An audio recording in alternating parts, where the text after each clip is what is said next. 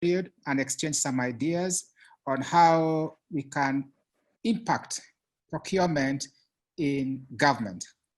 A lot of the communication, a lot of the comments we hear in government is about something we all call corruption. Corruption is when something has gone wrong, a procurement process has been hijacked by people whose interests are personal and not society. So when you put the society interest before our own interest, then we create an environment that this country can have no rival in its development speed. And I hope that in future, you will have an opportunity, we will all have an opportunity to impact the country through improving the procurement processes and making sure they are transparent, they are effective, they are efficient, and you have operational excellence in every step that's taken during procurement. So with those few remarks, I feel very honored to be on the same forum as you and to invite you, to welcome you to join us this afternoon and discuss about the impact of procurement. Thank you very much and welcome. All right, thank you, Chairman.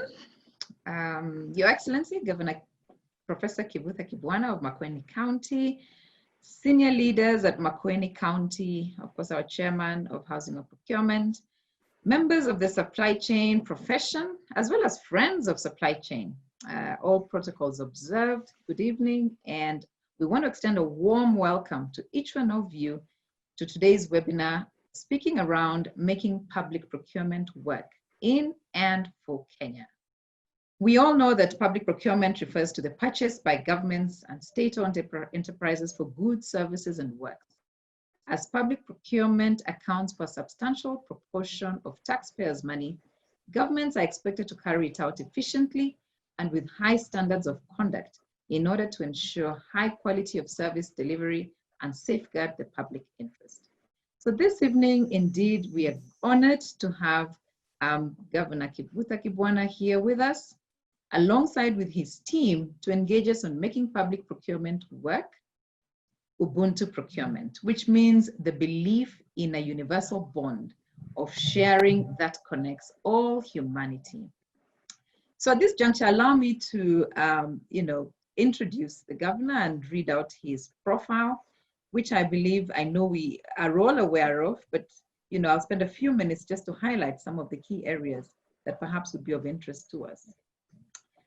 So as we all know, he is the governor of Makueni County since 2013, whereas he previously served as the presidential advisor on constitutional, parliamentary, and youth affairs. That was from 2007 to 2012. Minister for Lands and Settlement and Environment and Natural Resources, Member of Parliament for Makueni constituency between the years 2002 to 2007. Prior to this, he served in the Faculty of Law, University of Nairobi, rising to the position of Dean, Faculty of Law, and later Associate Professor. Honorable Kibwana has also had distinguished service in the civil society and was the founder of the Center of Law and Research International, called Clarion, and served as a spokesman of the National Convention Executive Council. The two organizations spearheaded the agitation for constitutional reforms in the country for more than 2 decades. He is a holder of the Doctor of Judicial Service, SJD degree from George Washington University of USA, 2 Master of Law degrees from Harvard University, as well as several other distinctions. So Governor, it is an honor to have you with us this evening, but he has not come alone. He's joined by team members from Makueni County, namely Charlene Mwigwe Kagume, who's a senior consultant in Development Gateway. We have Mr. Alex Chalo Mutuku, who's the Director of Supply Chain Management Services. Mary Kimanzi, she's a CEC Finance of Makueni County, as well as Hope Gertrude Muli, who's the African Regional Manager for Open Contracting at HIVOS. So with regards to today's session, we will be going through a 15 or 20-minute introductory session by the governor, who will just be giving us the highlights around his journey, as well as elements around procurement within Makueni County. Then we will have a panel discussion with his team for about 15 or 20 minutes. And then thereafter, we'll have a Q&A session with the governor as well. So lots of time, interesting conversations. If you do have any questions, please put it in the Q&A section at the bottom of your screen, and the governor and his team will be able to address those questions along the way. So karibuni sana, feel free. And at this juncture, allow me to invite the governor to give his opening remarks and give us an overview around what he's done for Makueni and what he hopes to do going ahead. Karibu sana, Governor. Thank you very much, Rose, for this opportunity for us to make conversation on the question of public procurement. And I thank Gerard, the chair. I thank Bernard. I thank all of you for inviting us, and together with representatives from EVOS, as well as Development Gateway, whom we have been working with, and also Christopher, who we are kind of related, and he has an interest in this area. I don't know whether you can allow us to change the order a bit so that my technical people, that is the minister and Alex, as well as Hope and Charlene, and maybe also Chris will be able to say something. And within the time that you have allocated to us, they're able to precede me. And then after that, I can make my comments. I think that's kind of what we had arranged. And if you can permit us that, we would appreciate. Sure, absolutely. So Mary, please, can you start and let us keep to the time? I think we have been told 15 minutes so that there is a discussion. Thank you, Your Excellency. Maybe I can do a brief introduction of our journey, very briefly. Then maybe then we will be receiving reactions to the specific issues that probably the people attending this webinar would like to probably get more clarification. So Alex is there and will be able to support me where probably I will miss out on something. The county, of course, began on manual procurements in 2013. And then we were under the law that used tender committees to do procurement in the county. There was a lot of paperwork as we initially started procurements. And we relied on one county tender committee to procure everything on behalf of the entire government. I remember because I was also part of the tender committee that we actually spent long hours working through the night to be able to achieve the targets that were there and procure projects then. I remember one night we worked through till around 3 a.m., just going through the paperwork and, awarding the projects. And that's how it was then. We made a lot of mistakes, and some of you may be aware that at a certain point, our tender committee was suspended because someone had said we had done something wrong. And when the people who were investigating looked at the papers, they could only find a place where we had confused the dates because of working 2 days throughout the night to the following day. And that is where we began as a county government. We also didn't have trained staff. Initially, we used a few that were in the local authority. And then, of course, a few that the county recruited to support procurement then.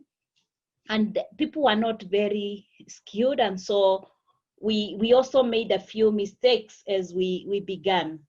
And then, of course, the national government introduced what they called e-sourcing. And this allowed us now to be able to upload a few things, like the procurement process would be done up to a certain level then we would upload the documents in IFMIS. And we've advanced from there to total e-procurement, where now everything is done in IFMIS, and we've minimized, manual. Actually, we have eliminated manual, and Alex can be able to confirm this.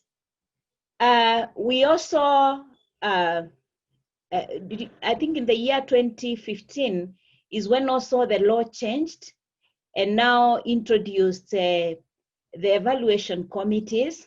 And this gave us an opportunity to restructure our procurement so that now instead of using one tender committee, we clustered departments, but all procurement will still end up with the director of procurement issuing a professional opinion.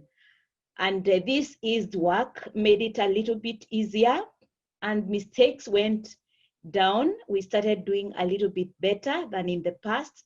I remember the first year's audits, I think 2013, 14 was really bad. 14, 15, 15, 16, we still had lots of procurement queries. But as we come closer to the current financial year, these have completely gone down. Actually, the last audit, I don't remember we had an issue with procurement because we have tried our level best to perfect.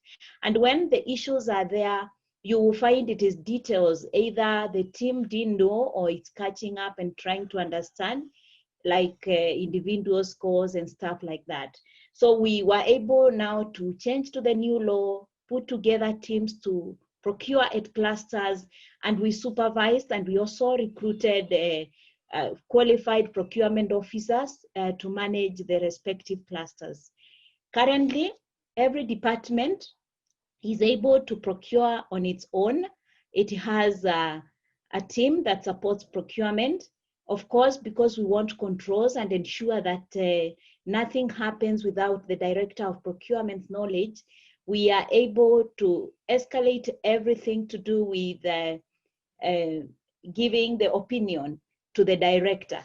And that is the journey we've walked in Makueni. We've made an effort to comply with the law.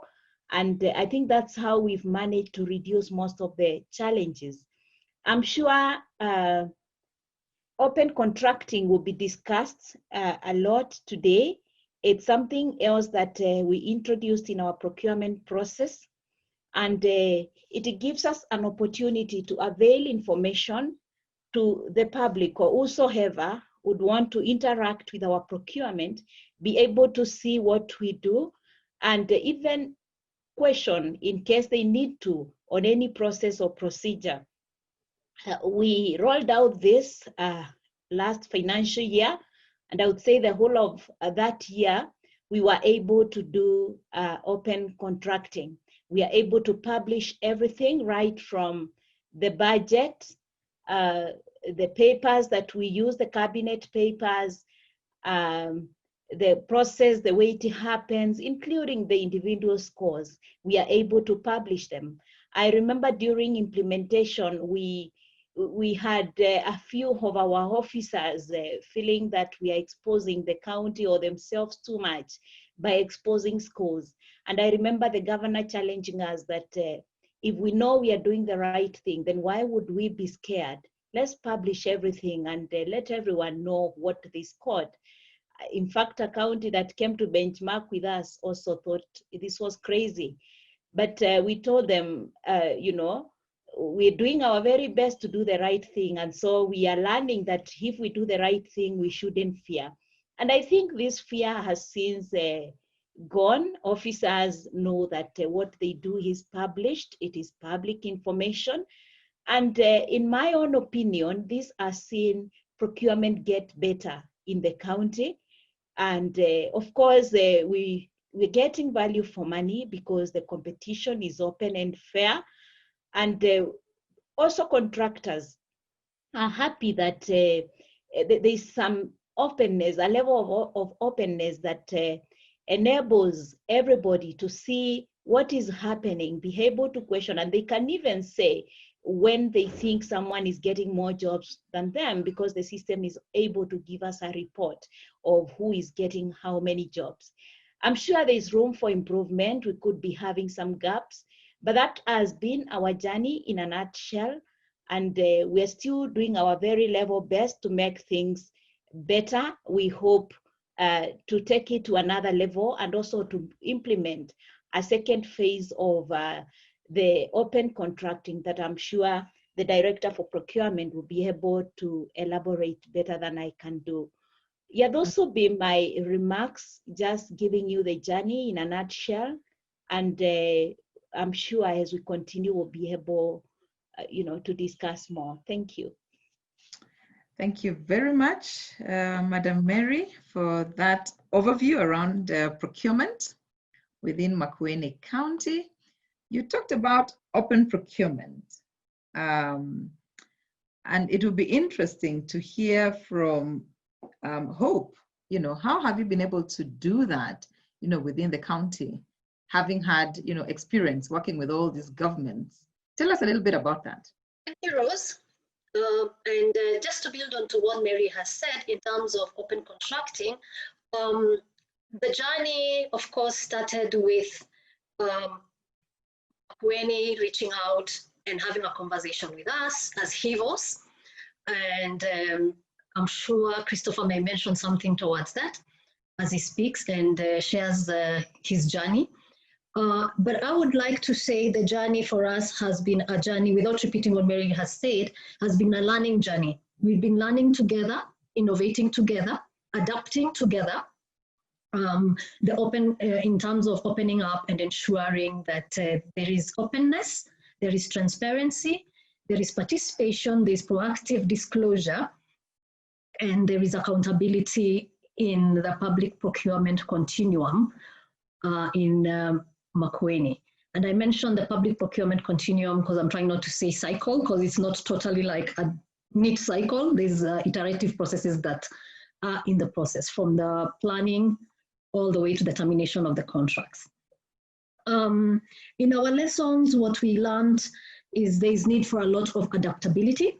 There's a need for a lot of flexibility. There's a lot of learning, and there's a lot of importance of consistent engagement and close engagement, both at the political level, which His Excellency has been perfect in spearheading, and at the technical level, which Mary as Cabinet Secretary has been spearheading her team on, and the different directors. And our lesson also has meant that to sustain these efforts, to entrench these efforts of integrity and openness in public procurement, you need the high political will. You need political will at the governor's level.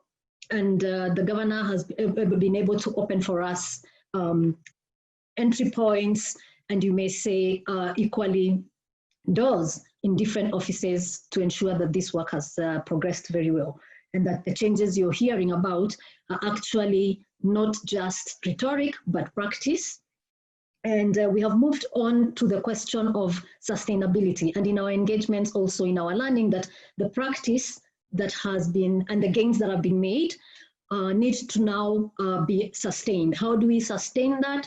The conversation then has led to us having a partnership around ensuring that Makueni is going to have an open contracting policy, and equally have an open contracting law enacted, so that in future, this is entrenched in legal framework.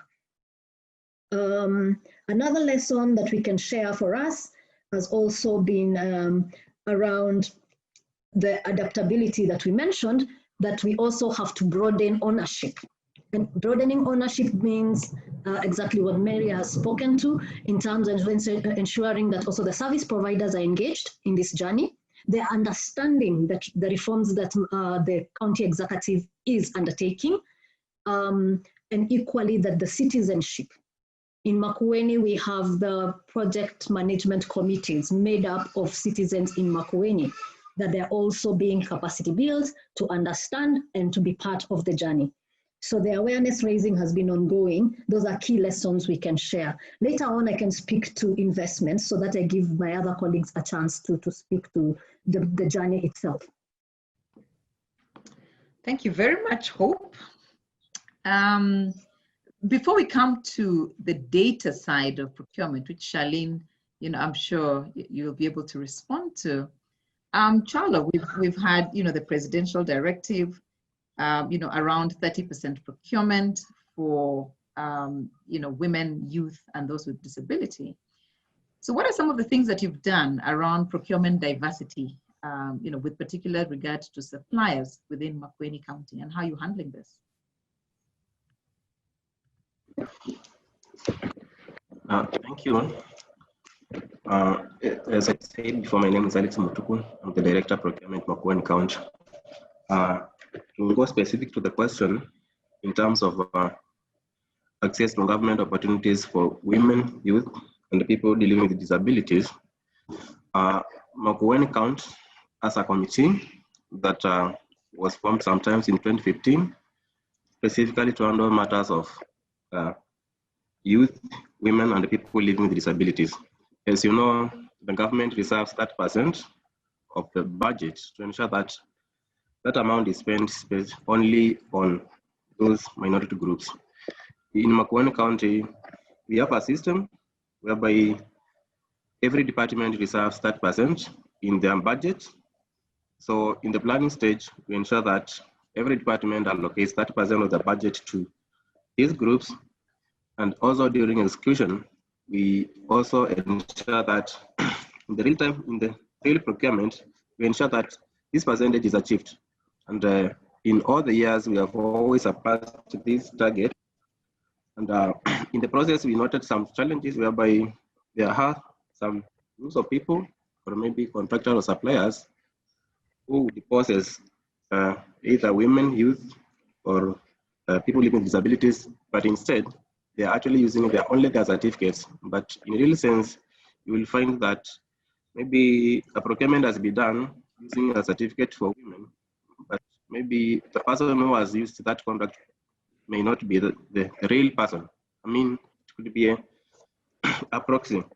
So in order to tackle that, we have processes whereby we want to try to track the beneficial ownership of those groups. And as part of the initiative of the governor, Makueni County has adopted a system of open e-procurement. Then we also have another system of, in procurement, we have several methods of procurement. And in all those methods, through the initiative of the governor, we only use the open tender. The open tender is a preferred method of procurement, and it ensures that the budget reserved for these groups is shared equally, or all those groups are given an equal opportunity to share, to participate in procurement. When we use open tender, it means that we reserve the tenders for, sometimes for Makueni contractors only open. When the tenders are open, we ensure that all the groups are able to participate, take up the opportunities in those procurement. Thank you. Thank you very much, Bwana Charlo, for that. Charlene, we all know that numbers don't lie. Exactly. A lot of the times, procurement happens, but no one is able to really tell the story, around the creation of value for money. So what are you seeing around Makueni County, having implemented some of the systems that you have put in place? Okay, so I think before I get into that, I just wanted to take us back to, I know open contracting has been mentioned many times, and just to make sure there's an understanding of open contracting, meaning that all procurement data from procurement planning all the way to monitoring implementation of contracts is open, accessible, and it's also published in a timely manner. So that means that Makueni County right now has published procurement data, and it's free for anyone to use and to reuse and even to redistribute in any way they see fit. So in building the system, I would say as Development Gateway, we followed a more iterative adaptation approach, and that's what Hope also highlighted, a more flexible approach in developing a system where the procurement officers and the chief officers are responsible for ensuring all procurement data is published in the system. And it's in a format that's easy to use and to follow up on. So as I keep saying, as much as Development Gateway, we built the tools. Of course, the ownership of the portal is the county's role. So the county has put in place a lot of systems and structures, and a lot of effort has gone in the background of ensuring, okay, now the county has a wonderful tool that you can actually access if you go to their website now, that displays data that can be accessed by everyone. But is the data actually being used? So the county did take its time in dedicating sufficient time to create open contracting awareness. So what does that mean? Bringing together all the directors, the chief officers, and it started 2 years ago where there was a lot of engagement of all those people to ensure buy-in. Because as you understand, if procurement data is going to be timely updated, there'll need to be buy-in from within the county and also outside the county. The county has also taken more steps in ensuring that the feedback mechanisms that ensure that the data is used by all stakeholders. So for example, we are helping the county in developing an SMS portal where if people don't have internet access to even go to the portal, they can easily just subscribe to SMSs and they can get it easily on their phone. And this is just an example of a low-tech solution that shows that you don't need to put in a lot of resources behind access to procurement data. But if you can use what you currently have and use low-tech solutions to have access to data to all citizens, that would be more useful. Thirdly, I'll also say another lesson learned is integration to other systems. So as we developed the system, we realized that, as you know, counties such as Makueni have moved most of their procurements to IFMIS. How can we integrate such systems that the county is already using for the sustainable use of the system? So I think I'll just summarize by saying the tool is there, the portal is there, but a lesson learned that other entities can pick up on is Makueni has been successful in publishing the data through ensuring there's buy-in across all departments. So all procurement officers are involved in the data entry, and there's even a data use and management plan where the county has a scheduled way of how they update the data regularly. Thank you very much, Charlene, and the team from Makueni County for giving us a brief overview of some of the achievements that you've had within the county. Well, you know what they say, money is of no value. It cannot spend itself. It all depends on the skill of the spender. So this evening, we do have that man with us, who is Governor Kivutha Kibwana, and he'll be speaking to us around public procurement within Makueni. We've all had the accolades and the achievements, whether it's in health, building the cancer center, or it's in, upgrading the medical facilities in light of COVID-19, or in manufacturing with the mangoes that we've seen, they come flowing. So Governor, karibu sana, please walk us through what that journey looks like, as well as, some of their thoughts around public procurement and what others can learn from your county. Karibu. Thank you very much. I must say that I learned about open procurement and the work of EVOS through Christopher, who is my son with my wife. And because he's in computer things, he told me that this is something that EVOS is interested in, and if we could talk to EVOS, this could help us. Because he told me that this encourages openness, and I know that you like things like that. So we were able to contact EVOS, and then they were gracious to accept that we can work together, together with Development Gateway. and we began the journey. And of course, because even within the national system, the president issued at some point a circular where we were to do e-procurement through IFMIS, so that the information is within national reach, the reach of Treasury and so on. This was like another step, you know, a better step as far as we were concerned. So we said, okay, of course there was some resistance, even to, as Mary has explained, even to e-procurement through IFMIS, because people thought they were giving a lot of information, and for some time we were arguing as governors and so on. We were arguing that many places there is no internet, you know, people who want to procure will not access internet, and they will not bid, and so on and so forth. But I think the president put his foot down and at some point said it has to be e-procurement through IFMIS. But again, we understood that even when that strategy is adopted, still the information which goes into IFMIS is not public information. And therefore, we wanted within our selling public goods and services and people buying from us to have an open market, so that that biashara is open, it is clear. Because as a governor, if I have no interest, and also those we work together, if we have no interest in terms of trading with the county and hiding certain things, then this aspect of openness, transparency, is very positive. It helps all of us.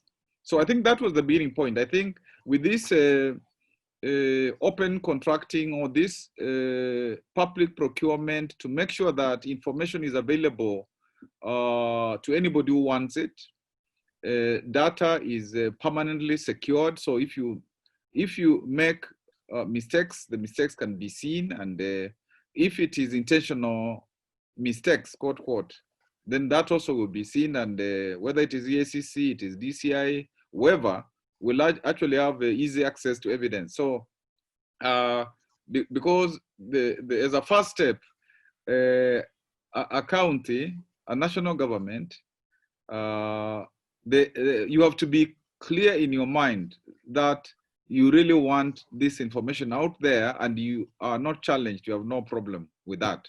Without that first step, I don't think one can go far in this route, because strictly speaking, it is not required by Kenyan law.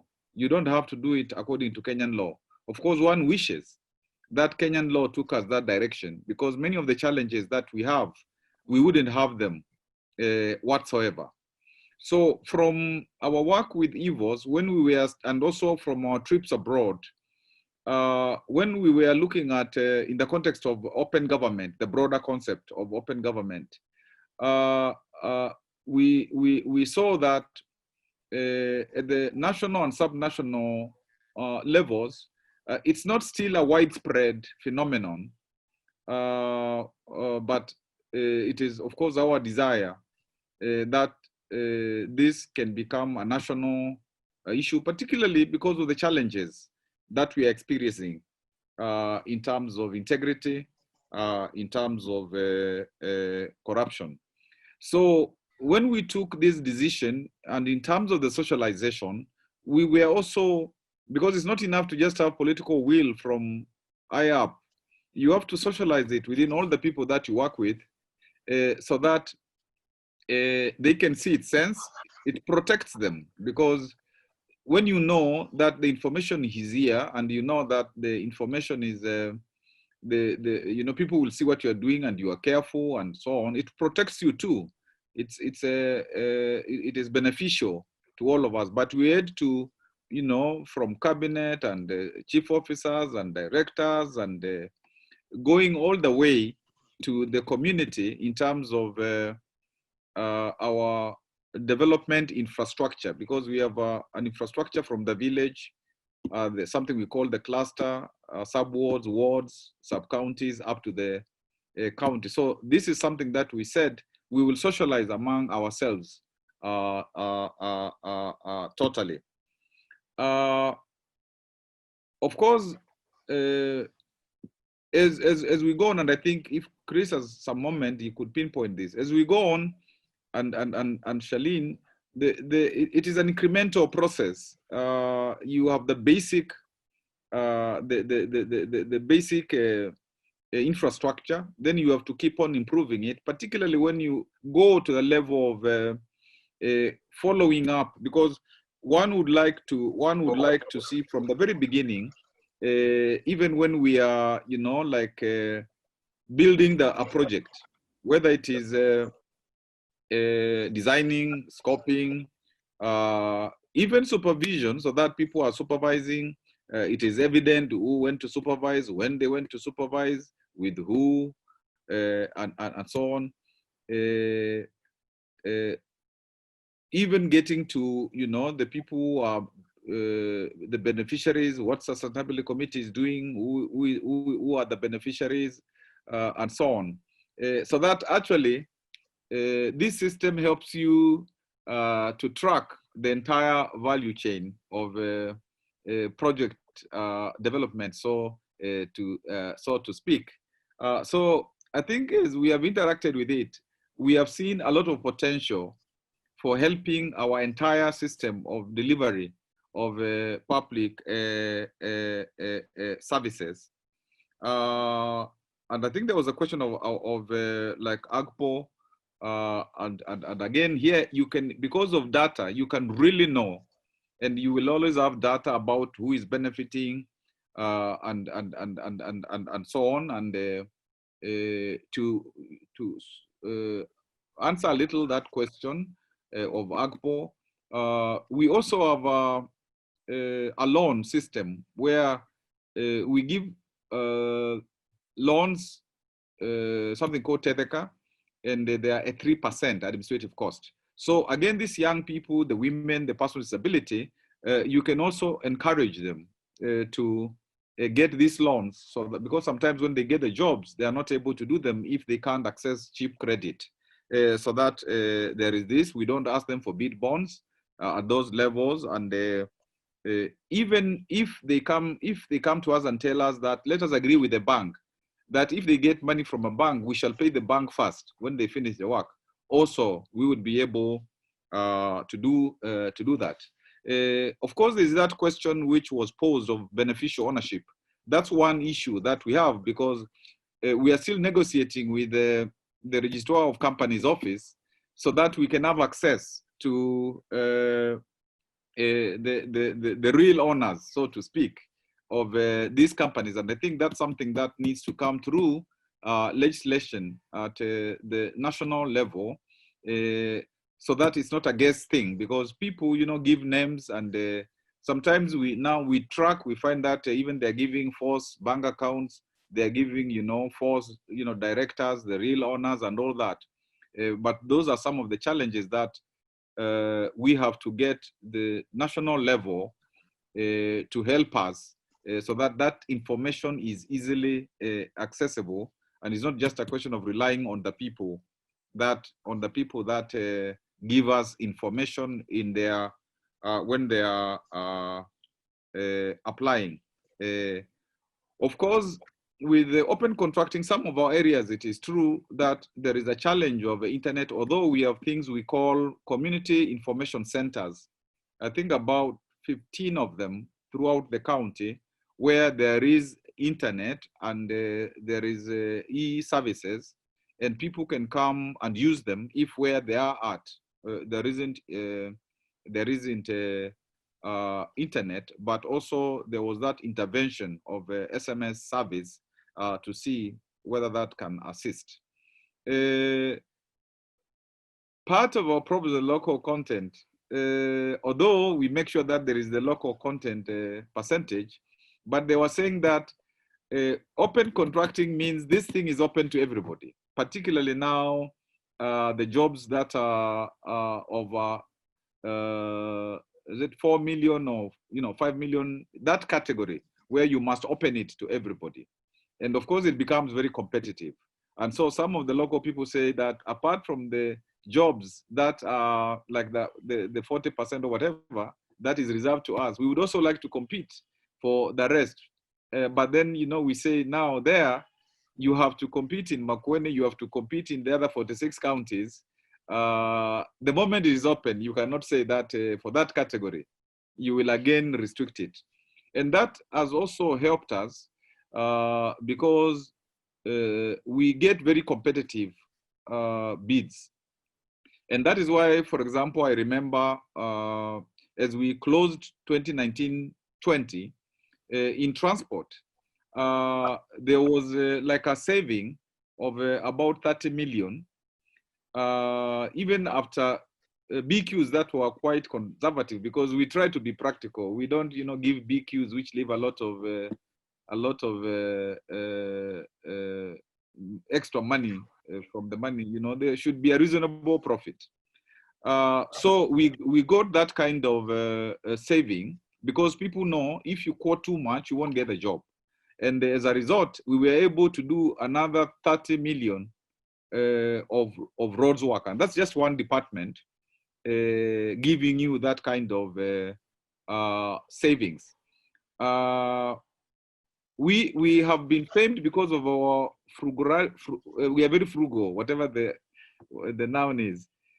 We have been, like we have built, for example, the Mother and Child Hospital at 135M with equipping it and doing all those things. And people come and say it should be 700 million or so.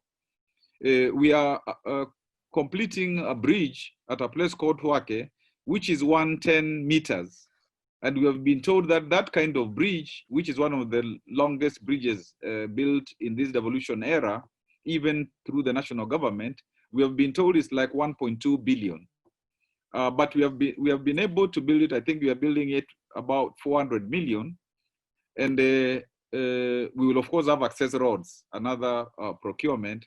But people know that in Makueni, you will not get those exaggerated profits, but you will get a profit, and you need to be competitive.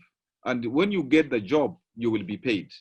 And therefore, there are many people attracted to work with us because they know that they will get paid, and they will not also, I hope, be harassed too much being told to give 10%, so that there is that integrity. So as I conclude, and I think if Chris could have a minute or so to say whatever, this issue of open contracting and kind of the reforms within our procurement system, including what Hope said in terms of now getting the policy and the law being upped again by EVOS to achieve this, so that it is permanently secured. And of course, when you sensitize the citizenry and they know that this saves their money, and they are part of it, because at as was explained, at the community level, like a project management committee of about 9 people who are elected by the beneficiaries of the project. They have, like, if it's a situation where there's a BQ, they have a BQ. If it is 100 bags of cement, because it is broken down for them, they will be counting. And if you bring less, they'll tell you have brought less. And we are not going to authorize your payment, because apart from technical people and the county administration authorizing payments, they must also authorize they must also authorize your payment. So we also have the broader, we are now working on the broader, apart from the public participation that we do, we are now working on the broader open government. And this is something that we are in the process now of being probably the second sub-national entity in Kenya after Elgeyo Marakwet to be in the open government. We are now working on ISO. We are working also on NEPAD review, like the African peer review mechanism for counties. every time that the World Bank has come along, they also expose us to review for the projects on the urban development project, the devolution support program, and even currently now we have the Treasury, National Treasury, assessing us for purposes of climate change funds. So we have realized that although this is not easy, this openness, because you have to accept all of you, and you have to do it right. And we know that some people might not immediately see the dividends, but we are saying this government, like the national government, is run through particularly Article 1 of the Constitution. The people are sovereign. If they are sovereign, allow them to see how their money is being spent. Let them make decisions about how their money is spent. Even children, call them, have in budget systems, have their voice heard, the voice of youth, the voice of women alone, because in meetings with the men, sometimes they are subdued and their voice doesn't come out properly. So in this system, even the cartels have realized that you come to Makueni, you are not easily going to do cartel business, because you'll be told, whoever is told, you know, just bid. And you will see, you know, how the procurement goes on, because it's in the open. So if you ask the governor to help you, the governor will tell you, the only way I can help you is go and bid, there's open contracting, and do your best. And, you know, demonstrate you are going to offer superior services at reasonable prices. That is the only way I can help you. So it is our expectation that as we make this work in Makueni, that at the national level, this is something that can be replicated. Actually, it is not easy to get this thing in the mainstream, even of the media, because there are those who think that if it gets into the mainstream of the media, then there will be pressure for them to do this open thing. And so we have been struggling to get it coming through even the mainstream, so that it becomes part of national debate in a robust way. But I think Home of Procurement, House of Procurement, is helping us in that particular journey. If Chris had something to say, maybe in 1 minute or so, if Rose allows him, perhaps he could. Thank you. Absolutely, Chris, you can go ahead.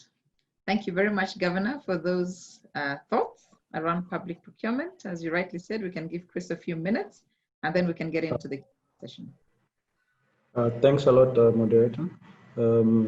Mine will be very brief to leave room for questions. Mine was purely an introduction to HIVOS and open contracting. I think one of the major discussions we've had with the Prof was how to increase transparency, integrity, and have quality data that can drive development and serve as a tool for accountability. I did some research, and we got a hold of Hope and her team, and they were very gracious to hear us out, give us an audience. And what we quickly figured out is Makueni has subject matter experts in procurement. So the best way to push this agenda forward was to let the development partner HIVOS and the team at the ground have that discussion and solve their own problems, because they know what happens in the ground. Part of the push to get open contracting in Makueni was also to get discussions like this countrywide. We have 53 participants currently, and if you look at the Q&A section, there are very interesting questions that are coming out following this discussion. From a technical perspective, it was just, it's a data format that we try to encourage to ensure that things like AGPO happen, and there's data behind it to drive policy. There are things like the professionalization of public buyers.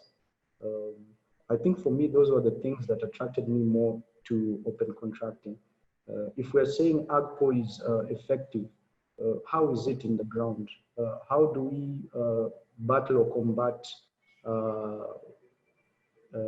open beneficial ownership, which to me is a very big problem? How do we know that the company is being run actually for the youth or for the people with disability, or is there another party who's benefiting or fronting these companies? In a nutshell, that's how I'm involved. I'm purely involved as a private citizen, a resident of Makueni. Yep, and I would just like to thank the House of Procurement, the county government of Makueni, our partners at HIVOS and Development Gateway, for making this discussion and future discussions possible. So that's all for me. So yeah, thanks. Thank you very much, Christopher, for your thoughts around, how you've been able to integrate and plug into the initiatives around Makueni County. So at this juncture, I think we can take a few questions for the governor, and they're coming in fast and furious. I know you mentioned a little bit about AGPO, but the questions around, what about SMEs and macro enterprises that perhaps are not able to bid for the big jobs? How are you integrating them into the public procurement space?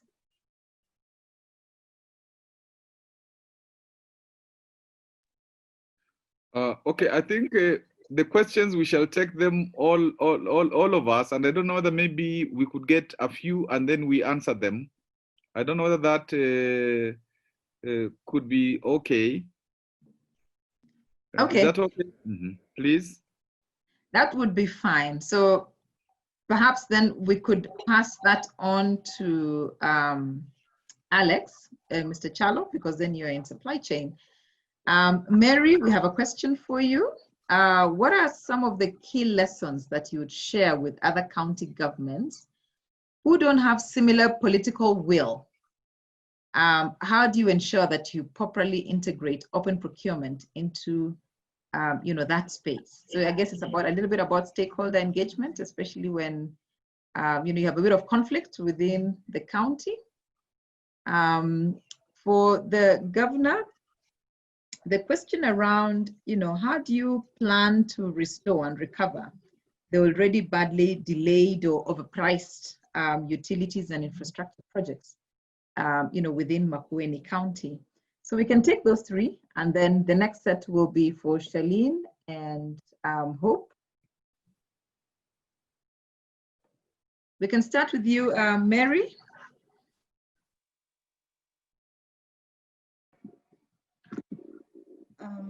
Okay, thank you. Some people are saying they can't see my video, but I'm on mute because my network is not so stable. So for those who wanted to see my face, there it is.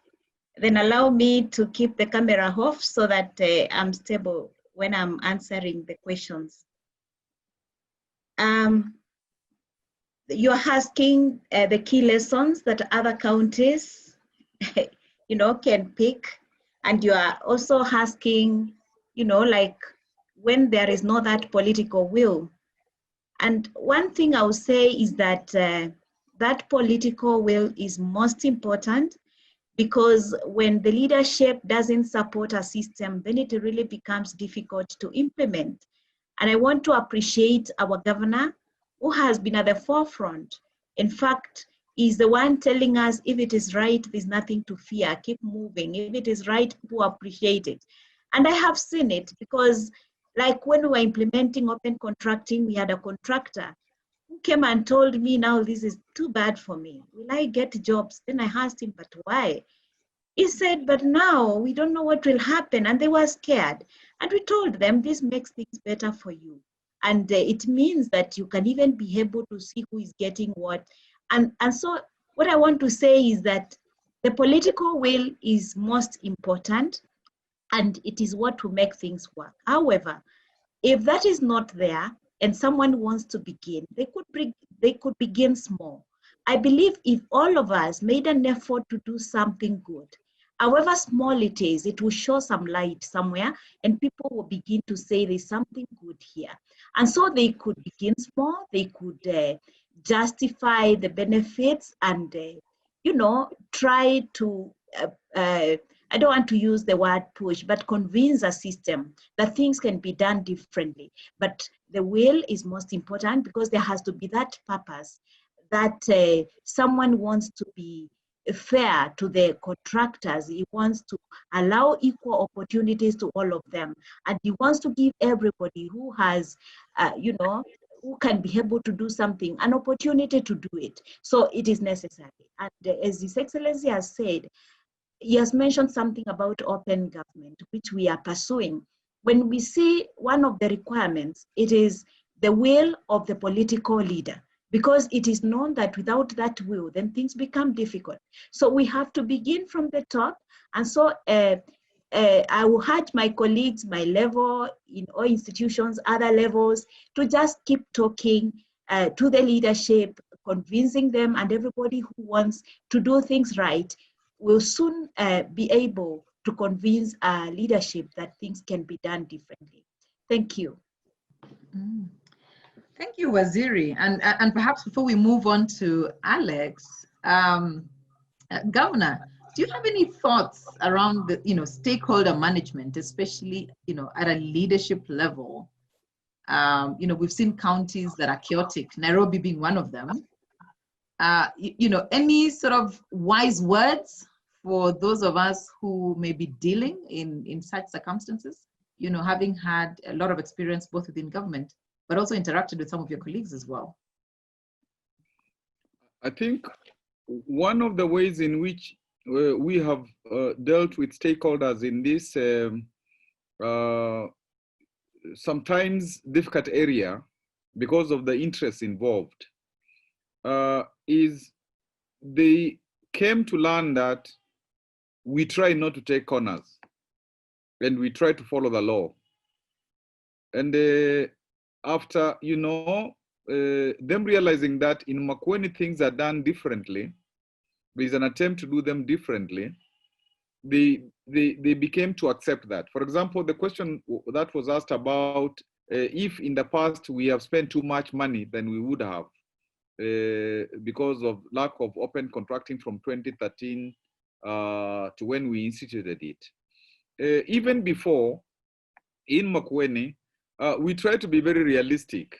And we told the people who are doing the BQs and, we had issues, and we said that we are not going to go into the past before devolution where there would be inflated BQs and money would be shared. So we talked, to them and said that let us be realistic. So people knew, although you may not get a big profit, so that maybe somebody else can ask for some money, you will get some profit and you will be paid in time. Actually, you'll be paid and you'll be paid in time. In actual fact, one of the things also that we want to track in terms of data is after people get certificates for payment, how long it takes. So that again, that information is again within that data system, and nobody can delay your payment just because they want to kind of frustrate you. So I think in terms of dealing with stakeholders, particularly the principal ones, the ones who supply the services and goods, they have to understand that they have to understand your system and they have to understand your culture. And then know if they're going to deal with you, then those are the terms. And those terms should not be shifty, They should not realize that today there is this for somebody, there is something else for somebody else. You have to be consistent, and you have to be, to follow the policies you have, the guidelines you have, and so on. And particularly as we stabilize into laws and a policy and laws, which will take this forward and sustain it. We also, this is why, as we introduced it, we talk to everybody from the top people in government, our county assembly, up to the grassroots level in terms of our development committees and those public project management committees, so that this was clear. What is it that we are doing so that we can be together? Occasionally, we first of all have contractors. As far as contractors are concerned, they have a committee and they have the officials. So when they do these things, it becomes important. It becomes important for them to voice anything that they want. So I think it's very, very critical when you map out all those stakeholders, how you are going to engage them, and you will engage them in a way to realize that there is honesty, there is transparency, and all that. And it's a process. It is a process, and therefore, I think we are doing well in terms of that. And of course, they must see that you are not going to have like manual, there isn't like some portion left for manual procurement, because even with the old e-procurement of IFMIS, that was not possible. So you have to be consistent for all the contracts, and of course, if there is reservation for like AGPO, then you make sure that there is that reservation and you invite them on their own to be able to go through that, because we have also those plans. Thank you. Okay, thank you, Governor, for your additional thoughts. Mr. Chalo, perhaps talk to us a little bit about how SMEs and macro enterprises are integrating into some of the big projects that you have in Makueni County.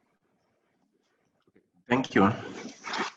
One of the challenges that face the SMEs, number one is financing, and that is one of the major challenges that they face. Number two, they usually face a challenge of the technical capacity. They also have the challenge of maybe things like equipment. But in order to ensure that these groups are incorporated to the main procurement, we usually have some measures that we take, and these include like we eliminate some of the restrictions, like because we know they have challenges of finances. Instead of asking for a certain minimum balance in their balance sheet when we are doing the evaluation, we ask for things like maybe a bank opinion. Then for other things like whereby they have to compete with the established contractors, we usually map and we target groups in every ward. For example, if we are purchasing items like sports gear, we usually have an equal share of the budget to every ward, and then we state that in the tendering document, only participants from this ward, only suppliers registered in this ward can apply for this tender, and that ensures that the SMEs are protected from competition from the big contractors from Nairobi and elsewhere. So again, in order for them to complete their projects, usually we are able to pay for their projects once they have done halfway. After they've done 50% of their contracts, we are able to do a part payment, and that facilitates them to complete their projects. Thank you. All right, thank you, Mr. Chalo. I know Chairman Givinji, you have some thoughts around Invest in Africa and working to develop SMEs. Would you like to share your thoughts on that? Okay, Invest in Africa is an organization that was set up when we discovered we have oil, and there was an oil pipeline, and we didn't have, as a country, enough skills to do the welding, especially welding. We required about 3,000 welders to do the Lapset pipeline. So Talo sponsored this group, and they started developing SMEs to train people in the skills that are required for that supply, the supply of labor. They've been doing this, but unfortunately, after some time, Talo had gone out of the country and the pipeline is not continuing as planned. So they had started the process for developing skills. And in developing skills, you get people who could, but don't have the knowledge or the capacity. And through some funding, they are able to train them and educate them. So what I see, you have a direct, open, good procurement process. To be useful if you can get together, and where some of your suppliers, some of your SMEs are unable to supply because of capacity, then we can help in developing capacity. I consult to invest in Africa, so I have an opportunity to bring that capacity to you too. Okay, thank you, Chairman. Interesting thoughts. I know you mentioned a little bit about open contracting. Tell us what you meant by beneficial ownership register that's currently being developed. What is it? How is it being done? And what can other counties do to be part of that process?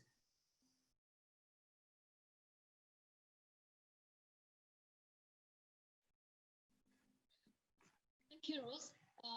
In terms of beneficial ownership register, our beneficial ownership register is part of the reforms that have actually been done, and it's part of the amendment that was done in the Companies Act. Our Companies Act in Kenya was amended to include beneficial ownership information in data sets. So beneficial ownership is about the real owners of the business, the real ultimate controllers of any legal entity called a business or a company. And as has been mentioned in the conversations, if you track down beneficial ownership, it's about looking for who are the direct 100% owners, whether they have different amounts in stakes, who are the ones who give directives to the directors that you see that are already in the registry of the companies when you go and do a search. Behind the directors sometimes is another directive who you cannot see. So in the case of AGPO, as was being discussed, where we're talking about women, youth, persons, disabilities, and other minorities, maybe being the ones who have the certificate, but you have other players behind them who say to them, bid for this, go into the process, and then they take over and recoup all the profits. Or they just take over the whole process and even change the persons or get other bidders. And you can have different companies doing that. And you think you have a very robust business environment, but especially when you track down, you end up with 1 or 2 beneficial owners in a whole system of 5. And you're thinking you have many companies bidding, yet the people behind them are just 5 people. So that's why it is important for us to look at beneficial owners. So in terms of the register, at the global level, there has been efforts and discussions around what should make up and what should be in a global, or what a country should have also in terms of data sets in beneficial ownership templates, and what the register should look like. So in Kenya, the journey has started. The Business Registry Services is the one that is mandated with this, and they have already gotten to a place of having a dummy beneficial ownership register, like what we may call a pilot or a prototype of a register. The rules and regulations have also been done by the BRS in compliance with the law. The only challenge we have then right now in that process is that currently it is still closed. It's not open. An open beneficial ownership register requires to be a register where you, me, His Excellency, the former Deputy Governor of Kiambu, His Excellency of Makueni, wherever you sit in the world, you should be able to go in the database or go online. And if Hope Mooney owns a company which is XYZ in a certain contracting process, if you just put in my name, it should show up. How many companies? It should show up. It should also have domicile, because we also know there are bidders in the country who are actually bidding in Kenyan processes, but they have different domiciles in terms of where the countries are domiciled. The companies are domiciled, sorry.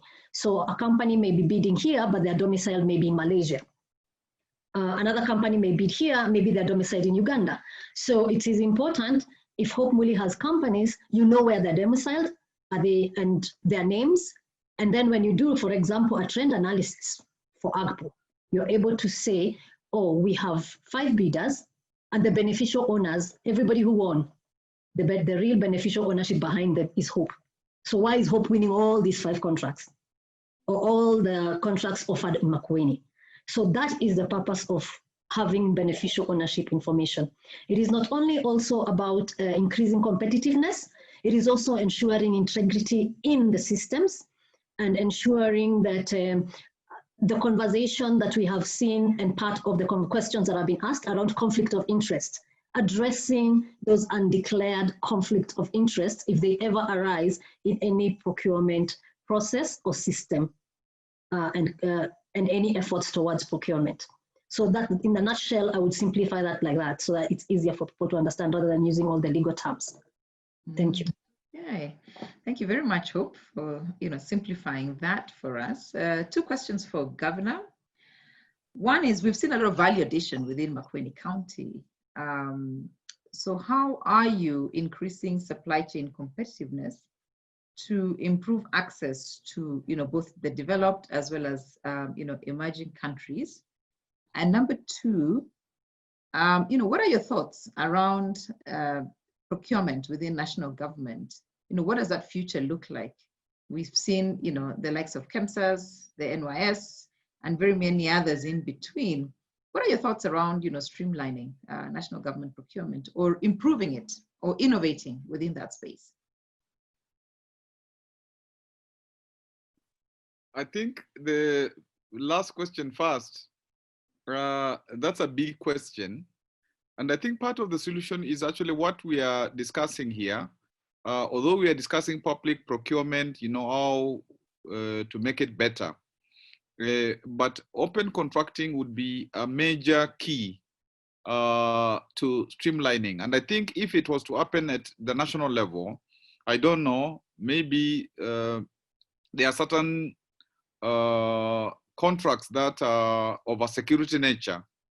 That, of course, doesn't apply to a county, but maybe there are some contracts that are excluded from open contracting within the theory and philosophy and science of procurement. But if this was to happen at the national level, even if it was to happen progressively in certain areas, I think this would begin to really assist us, because something that has, like, part of our interest in this open procurement was driven by simple things. Like, if I go to a supermarket here in Wote, the water is like, the bottle of water might be 25 bob. But if it is procured, the best bid might be 70 bob. So you ask, what is happening? Can I get these things at the market value even after I procure, particularly when I'm going to pay promptly? So even that, we need to crack that. We need to crack that because it doesn't look realistic. It doesn't look realistic whatsoever. And it's not a good thing also for national government to decide that it must procure for counties, because we have seen issues of health, county function, agriculture, county function, some of the things regarding procurement on their behalf. And even when the procurement is supposed to be of many things together so that we can save, that is not the case. So if we were to be very careful about whose function is it, where does the money go, does it follow that function, if it's a county function, and at the national level, we experiment with open contracting, because the sequel of the e-procurement through IFMIS is open contracting. So this is something that we could try. And of course, there are many other reforms that would be necessary, like that reform on beneficial ownership. Sometimes we, for example, Google, like somebody has a company. Then we Google like, companies of people who are who want to do business with us. And so sometimes you can find that somebody has got the same telephone numbers. And there are those indications of people who are trying to be clever, because there's the same telephone numbers. You might find the same supervisor. When you go to the ground, you find the same supervisor, and all of that. So I think if there was the law that Hope was talking about, if it was completed, and if that process was completed, then we would not be struggling to make sure that 3 companies don't compete against each other, and they seem to be owned by different people. But when you really go to the bottom of it, you might discover that that is not necessarily the case. And therefore, those people now would be penalized, because that's criminal activity. But I think, I don't think it's for me to, for example, lament and also say how much corruption there is at the national level, how much corruption there is at the county levels, and so on and so forth. I think the question is, what do you do to make sure that it can't happen? And the moment it can't happen, it can't happen. Or it will be less, because there's that transparency. People will be afraid. They don't want their relatives to be known they're doing business, and they're not supposed to do that with the government. So it is following what will really cure it, rather than trying to cure it after the event. I think for me, that is important. And the first question, I have forgotten the first question. Can somebody help me answer the first question in our panel?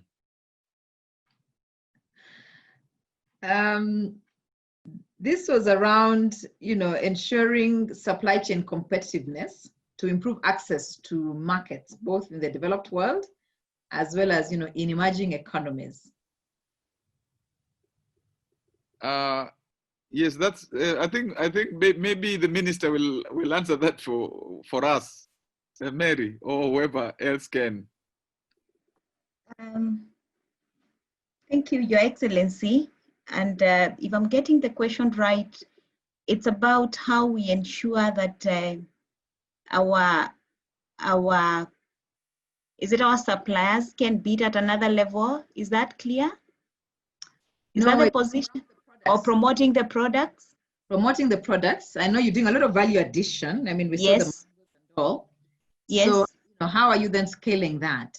So that then we're just not okay. But moving out. So I think the thing first that we will look at first is what Makueni does best in, and we are an agro-based economy, so that we know that we do very well in fruit production. And so we are looking at the value chains around this area. Through our factory, Kalamba, we are doing the mango. We are still at the puree level, but we have support from HEU to do a line that do the juice. At the farmer level, we have farmers that are able to do exports. And I think our Department of Agriculture is also looking at how these farmers get more connected to the markets to be able to access them.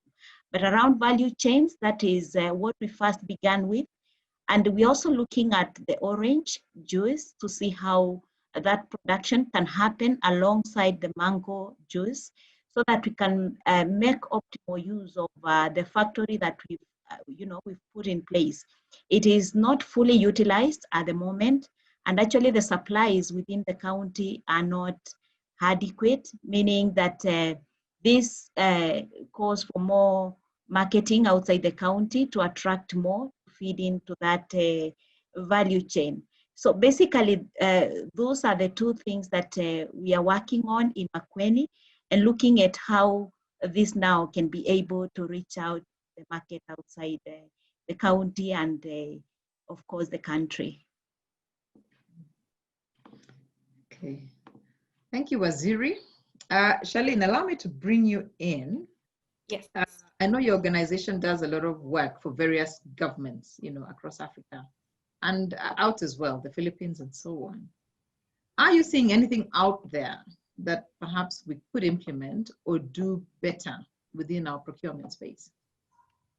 Okay, so because our expertise is around opening up procurement data, I think it's reeling it back to integrating open contracting with already existing systems. So as His Excellency has said, a lot of the procurements currently happening in the country go through IFMIS. So you'll find national governments have access to a lot of data. What are they doing with that data? So one of the motivations, even for Makueni County, was, okay, they put in data in the tenders.go.ke, they carry out all the procurements on IFMIS, but they don't have access to that data and use it to make informed decisions. So one of the solutions we have, which is a corruption risk dashboard, I've used before, where the government entity itself can be able to of procurement before even the procurement process is complete, so that they can be able to address the case of corruption as it's taking place. So I think the trend now is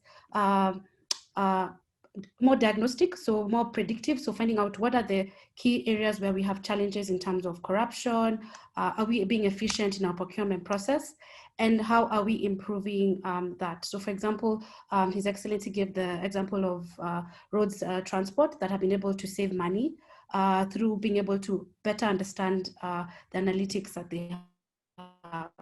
So in summary, we are finding a lot of trends in procurement processes where people now using the data. It is beneficial for CSOs and bringing in all citizens on board in terms of accountability, transparency, but how are the government entities themselves using the data to be able to address cases of corruption, and how do they increase the efficiency of how they carry out tenders. So another example I like giving is one of the key indicators that's been used globally is, of course, is the same contractor winning the same tenders from the same department. So Department of Health, or Health is a bad example, Department of Water, are the same contractors winning the same tenders. And that shows that it's not competitive. And you'll find that you don't even have new entry or new SMEs coming on board to actually take up some of these tenders.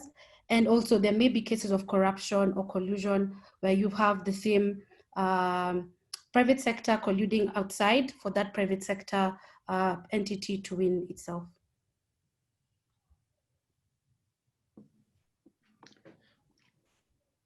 Excellent, good insights there, Charlene. I mean, I was just looking at some of the comments that are coming in, and I note from Alex that you actually don't have any pending bills, because then you've been able to manage the whole cash cycle, within the county. So well done. And thank you, Chris, for, bringing in some of the data that you're currently tracking, about 437 contracts with a value of 1.8 billion shillings. So well done, Makueni County. Ben, can I bring you in? I know that you have a few questions to be able to put across. So go ahead, Ben. Thank you very much, Rose, and thank you, everyone. So, and thank you, Governor. We definitely intend to promote what Makueni is doing, showcase the excellent work that Makueni is doing. And that's why we picked from you the term Ubuntu. And I would just like to ask you, what will Ubuntu procurement look like for you, for both the counties and the national government? What will be the success look like for you? I have a question to the governor. The second question for me will be, there are many people looking to get into leadership, into political office, and getting the political office clearly impacts our lives and livelihoods. And as we have seen it with what has happened even COVID-19, what would be the advice, especially on spend management, on integrity, on transparency, on stakeholder management that you've done, on the current leadership that we have across all levels, and those aiming to get into this leadership, especially now that the country is heated up and gearing up to the next election? And the last question will be, in other countries like Ghana, Canada, and even the UK, they have a Ministry of Procurement. Here I know procurement, they sit under Treasury. And our thinking has always been, if we can get someone charged with management of that spend, responsible, someone who can get the reward and the reprimand for mismanaging it or managing it, will it change anything in your government, national government now? Will you do that? Thank you very much.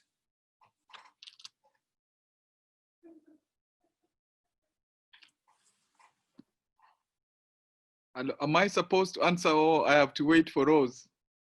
No, you can go ahead now. you can answer. Okay. I think those are, very, very good questions. I think in terms of the Ministry of Procurement, I don't have a lot of experience in terms of knowing, particularly on the continent, if there is any country with that. And I would imagine part of the issues is all the departments want to be able to spend, because sometimes people want to do that, not necessarily because they believe their spending is going to benefit the public interest, the common good, but they want to do that. They want to spend, so that if you get one ministry coordinating this, sometimes maybe there is a resistance. But I think if there was some kind of coordination, then you can even professionalize. You can have people there, because like there was a time when many people wanted to do procurement. When you ask them, why do you want to do procurement? They tell you that's where the money is. They don't tell you that we want to do this because we are going to improve the goods that are produced, the services that are offered. Because if you do it right, this spend management, you do it right, it translates into better services, better, to the citizenry. And I think that's the common thing in terms of Ubuntu procurement. Just like when you have your own money, you don't just go and give it away. When you want to, you budget, you plan, you do those things, and you want value for it. So this Ubuntu procurement would involve our spending public money so that we stretch it, and so that it gives impact, it gives beneficiaries results, and one can see cumulatively the development of in every area, whether it is health, is education, and so on, so that we can say a government is able to benefit its citizenry and grow. Countries like we have seen abroad, where they're very strict about if you are involved in lack of integrity, like in Japan, sometimes they commit suicide. Whoever is involved commits suicide, because even your family will disown you, will say you have done a dishonorable thing to all of us. And because Ubuntu is you do things the way some of the leaders who really focused on helping an entire society without thinking of much benefit to themselves. And unfortunately or fortunately, those are the people who make changes in countries, whether we are talking about Mandela, we are talking about Nyerere, we are talking about Teresa, Wangari Maathai, some of those names. So I think Ubuntu procurement is something centered on using the money that we have from our taxes, from all of us, to really benefit the citizenry and get them involved. There was a question in the comments about citizen observation. We have had occasions where we have said that there are some contracts which are big. We want people to come and watch. And now even with this system of virtual procurement, you are also able to get people to observe at the time when all this process, so that they can raise questions. And I like the point which was made that by Charlene, that you should be able to see the process so that you can be able to pinpoint even some potential problems, and they are rectified before the end of the procurement process, so that we don't have the data there to be interacted with, and it has some mistakes which could have been cured, because it's not necessarily the case that people will make deliberate mistakes. They can make mistakes which are just mistakes. In terms of the second question of integrity of, all those things, I feel we need to get to a place where when people come to public service, they know it is to serve. And they know that you are not going to really benefit. You will have your salary, maybe like in some places like what they did in Botswana in Africa, Botswana in Rwanda, and so on. They pay some of the people who are in these top positions well, and you are told, you have no reason. You should have no reason to take away from the public. So I think this is a culture. It's a new culture, but it's not something that you kind of persuade people, so to speak, by just talking to them. It is having these systems and these laws and then enforcing them, so that people know when you are caught, you are in trouble, wherever you are, even if you're a relative of somebody in power. And even to begin to endanger the relative who is in power, so that if my relative is caught doing bad things, I should also be answerable. And I should not be able to say, that's my relative working on their own. In some places, there's a presumption that if your relative does wrong, then you are part of it, unless you prove otherwise. But I think even as we go forward and we think about changes in procurement, changes in anti-corruption law and all that, we need to look at the future and really focus a lot on, that in that future, you do these things that are not acceptable, you go to jail without question. And we say to ourselves, for the past, are we looking at asset recovery? If we find that you did things that were wrong, is that what we are looking at? And we have that discussion, a candid discussion, so that we settle that past once and for all, and we move forward without necessarily having to look through the rear mirror, so that we really can go forward. Because I personally am more interested in the forward, and that is why, for me, this open thing in Makueni, and we are putting it to policy and law, and the citizens will know what it means for them, then nobody can come and easily say that I'm going to change it, because then the people will say, we'll change you. You won't change this, just like the public participation. And I must say, what Mary told us as I conclude, what Mary told us in terms of, I was actually, a friend of mine told me that they want to get a loan to do some big business. And they are going to tell the banks, they are going to procure. And they say that, we want this loan, and you bid. The people want to give us a loan, you bid. Because I thought that, when you are asking for loans, you kneel down and you are telling people, please help me. But this one said, we'll procure and see which are the best terms we are going to get. So, of course, they are reliable, big, international companies, so they have that kind of clout. But even for us, the reverse procurement of, like when our people have their, you know, mangoes, and they have their green beans, and they have their coffee, and they have all those things. There is this problem of the brokers. You know, people who are in between, people who don't really help, you know, that much. They don't want the farmer to be sustainable and they get their profit. So, you know, all these issues of now aggregation, and Mary talked about, you know, those issues of aggregation. Even as our farmers are taking horticulture abroad, as they are taking mangoes abroad and all that, again, we are working towards, you know, helping them to understand the market and what kind of the procurement which will help them actually to have, you know, real value for whatever they are doing. I think that is absolutely key, because agriculture, which is our backbone, is not going to bear the fruits. And even as we sell puree abroad, because we do sell to South Sudan and we sell to some of the companies here, knowing, you know, what are the prices, you know, and of course you must have good quality and all that, you are certified so that you can get better.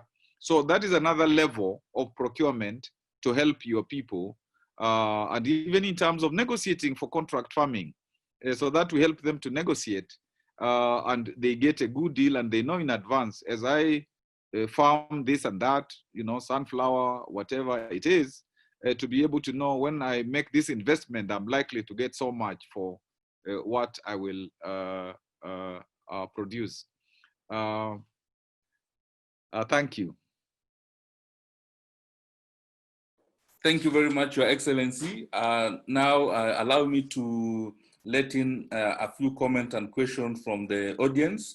And I'll be allowing those who've raised their hands, a few, maybe 5, one by one. So Sylvia Kurgat, you can introduce yourself and tell us where you're dialing from and what you do, and make your comment or question in 1 minute.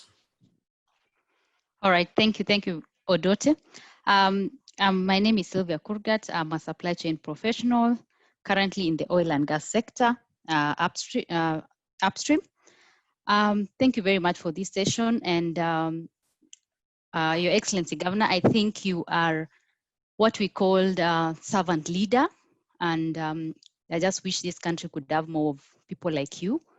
Issues to do with procurement are very pertinent issues. And if the procurement was done correctly, then the country would be, very far, because like what you've talked about, putting in place policies. But I think the most important thing is implementation of those policies, and the political goodwill, and people separating their own personal issues and the issues of the country or the issues of the counties. This country would be very far. So these sessions are very good in my opinion, because a lot of private sector, for those of us who've been in private sector all our lives in supply chain, have a lot of best practice. But if there would be an integration between government procurement and private sector procurement, and just looking at all those aspects and how then to bring them together. Because government is one of the biggest spenders, but the question then becomes, where is the government spending its money? Yeah, and when you look at issues to do with local content, and I like what people were talking about, beneficial ownership. There are people who come in front pretending to be local companies, or the marginalized groups. But when you do your due diligence, you find that that's not true.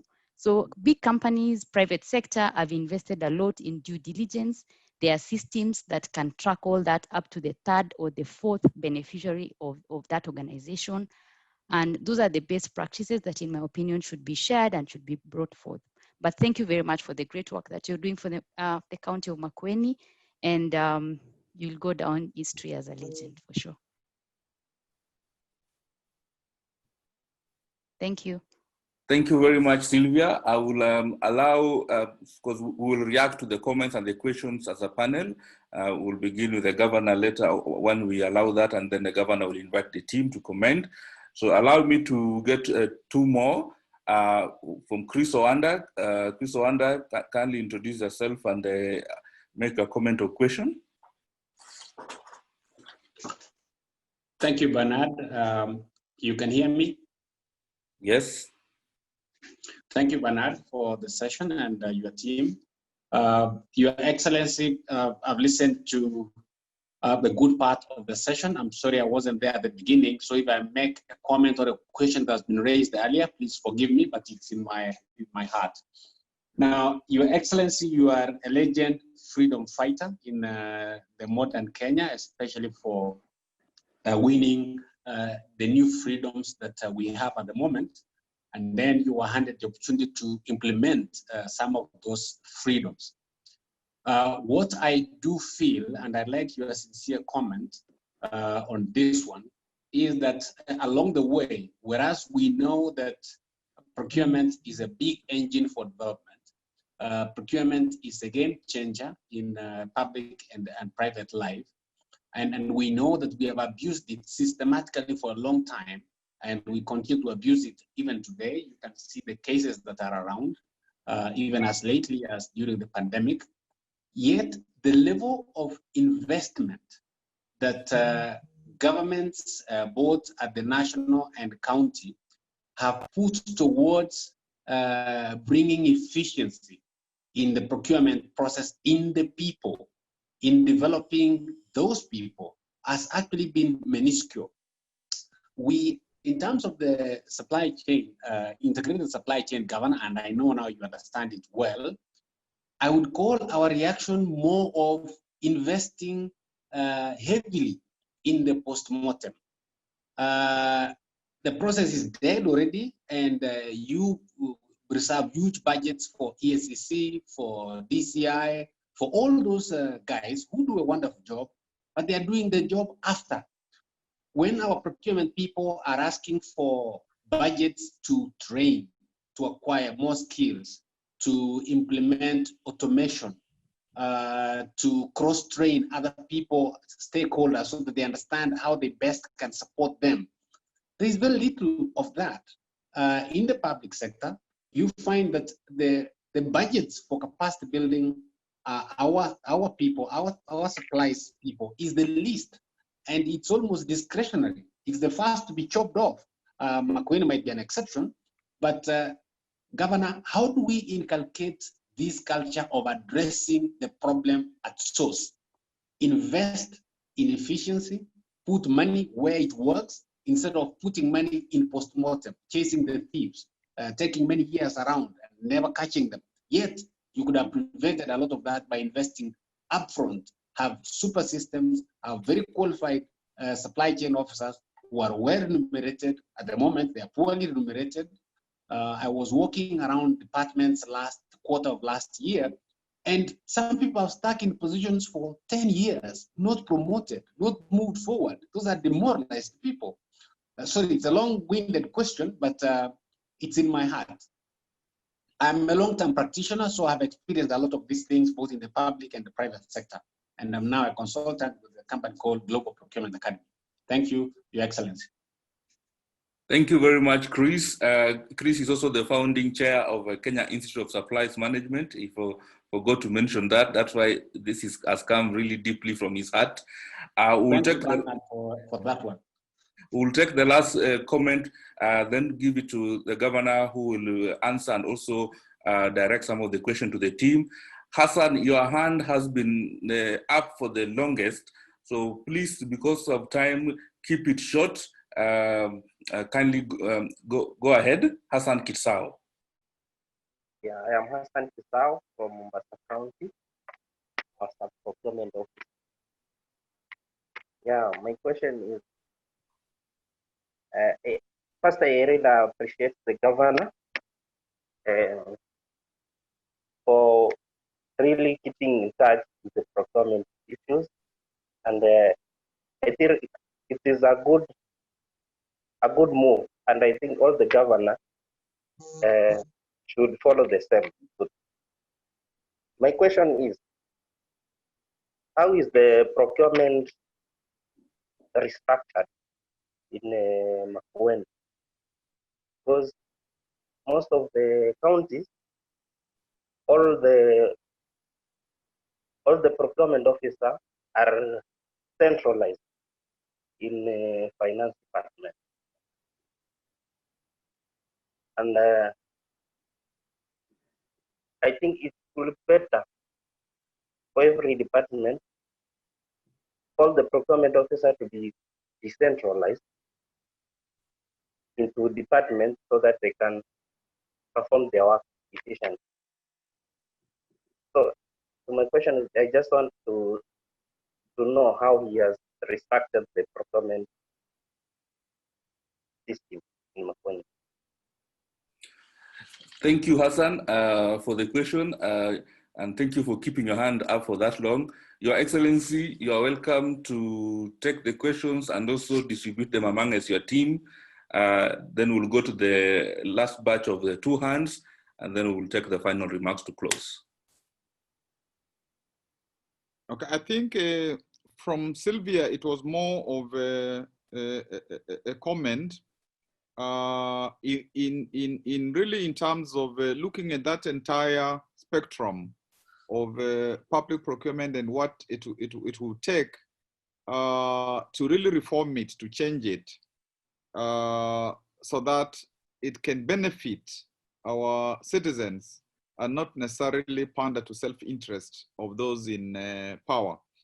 And many times I wonder, even regarding this dichotomy of sometimes some of the private sector, when it is interacting with the government, the procurement is done in such a way that money can be lost. Money of the citizens can be lost because there are those inflated prices and all that kind of stuff. But if in the private sector, they are doing procurement inter se among themselves, they are very strict, and they don't actually, one doesn't lose a lot of money because the profit margins will be interfered with. So there is that double culture, and even a brother and a sister, one works in the county, in the governments, and another works in the private sector. You find that they do things differently. And even how we do things in our own homes, you are careful with your money, and you want your money, you want to stretch your money as far as possible. So there is this question of actually we have to invest in culture, in the culture of rule of law and integrity. Because if we don't have that kind of sea change, if we don't say as a country that the way we have been utilizing public funds is limiting, is seriously limiting, and there is need to overhaul our mindsets, to overhaul, this culture, and to follow rule of law and so on. I think this is the big debate, and even a debate within procurement circles to re-energize how we do things within our country, and maybe all of us, because it isn't just procurement circles alone. And I really like this idea of we need to invest in the procurement function so that it can really work. But I think also sometimes we deliberately underinvest in it because we don't want it to be very efficient. So this is tied to what I was saying, the culture of rule of law, of integrity, of a decisive position within governments, so that we can say that we must clean public procurement.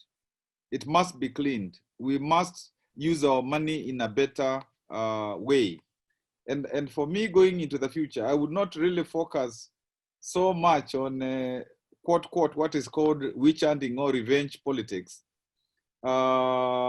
If I do politics after 2022, and even if I'm in the private sphere, being able to say my piece to my country, the focus would be in what is it that we want to do for the future, and put our foot really down, draw this line in the sand, and then say that's the focus, even as we maybe discuss some of what must happen regarding the past, so that we don't lose focus. Because I know if, for example, we say open contracting is law, and there was that very important comment about it's not necessary just to do the law and to do the policies, they must be implemented. And that is why you must get, people in government who want to implement them and save us from a sterile past. I think Hassan Kitsao's question, Mary, you could pick up that, please.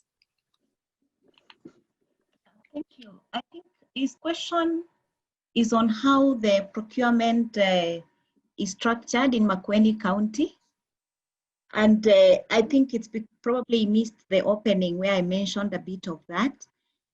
But going by the structure, we have the director procurement, who is independent of the chief officer and operates within the law, reports the chief officer administratively. But when it comes to procurement, he is independent because he has to give his professional opinion. And under the director, we have the supply chain officers. Of course, we have appointed an assistant to him, but he has the supply chain officers who are distributed in departments and who do procurement at that level. Within finance, he has divided. It's a small unit, so to speak, because we are still growing it. But he has divided various functions among the few procurement officers in finance, so that he has people that are supporting the real procurement and others that are working towards ensuring that there's compliance within the laws. So basically, that's how it is, and that's how we manage procurement in Makueni. We ensure that there's independence, but of course, we also operate within the law. At the department where the procurement officers report, they report to an accounting officer, and they work closely within the law, consulting as necessary. And actually the law has made a provision. There's a place where they shake hands with the CEC, and that is the kind of a structure that we use within the law. Your Excellency, if that is adequate, then I could also mention something a bit about the earlier question had been asked about how we are working towards improving competitiveness. There's something I forgot to mention. Like I mentioned, we don't even have enough mango in Makueni, and we have to rely on supplies if they run out, or even during a season when mango is not adequate in Makueni County. And so one of the other things, Your Excellency, I should have mentioned is that of working towards ensuring sufficient supply towards the factory. And then the other thing I should have mentioned, which is also affecting the way we are doing things now, is the cost of producing our mango.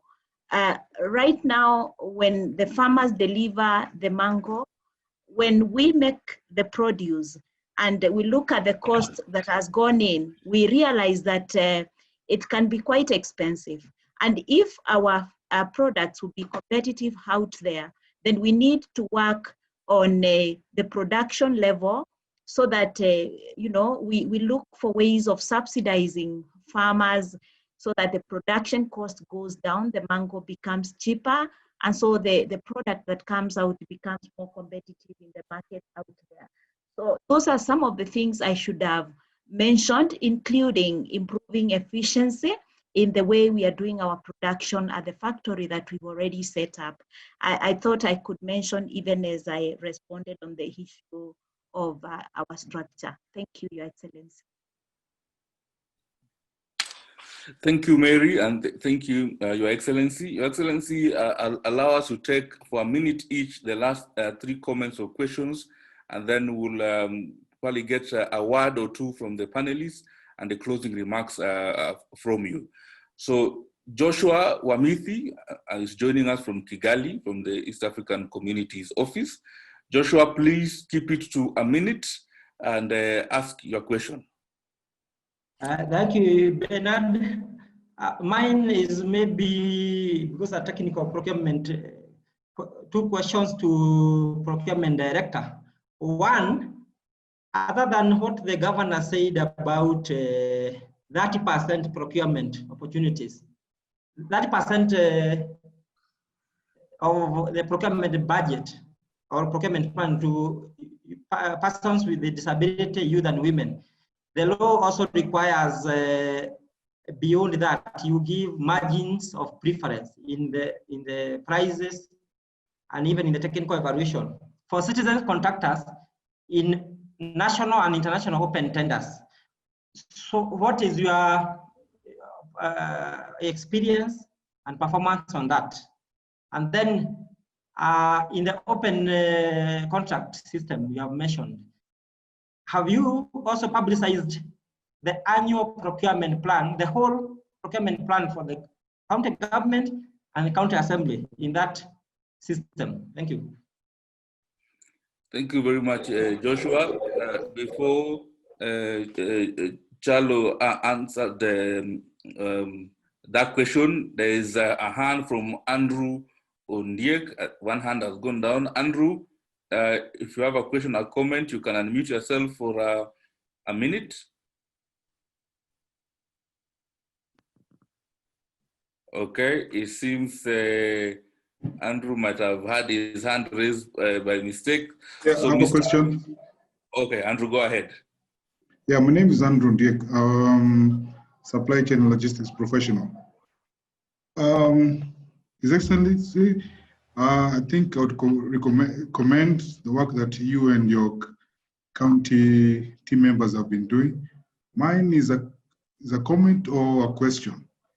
The various sourcing procedures that the county is currently using seem to be more aligned. And my question would be, were you part of the process in confirming which sourcing methods you should use as a county? Thank you, Andrew. You can mute yourself. And the last one from Mr. Bernard Olulo. Keep it also to a minute, please.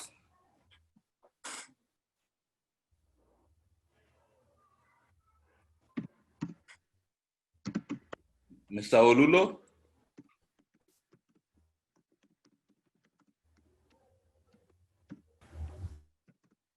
Your Excellency, it seems Mr. Olulo has disappeared into the thin air. Probably we can take those two questions and three questions and conclude with those. And then we could invite the panelists to give their closing remarks in a minute or two each. And then Your Excellency, you'll conclude the webinar for us. Welcome, Your Excellency. I think our technical people can answer those ones. They are also of a technical nature. Mary and Alex. Yeah, thank you, Your Excellency. I will request Alex to answer the questions by John Wamipi, and then request Andrew to type the question because it wasn't coming out very clearly as Alex response on the issue of margins, the 30%, and our annual plan. And I know we have published the first annual plan. I'm not sure we put the second one in OC, but I want him to make a comment, Your Excellency.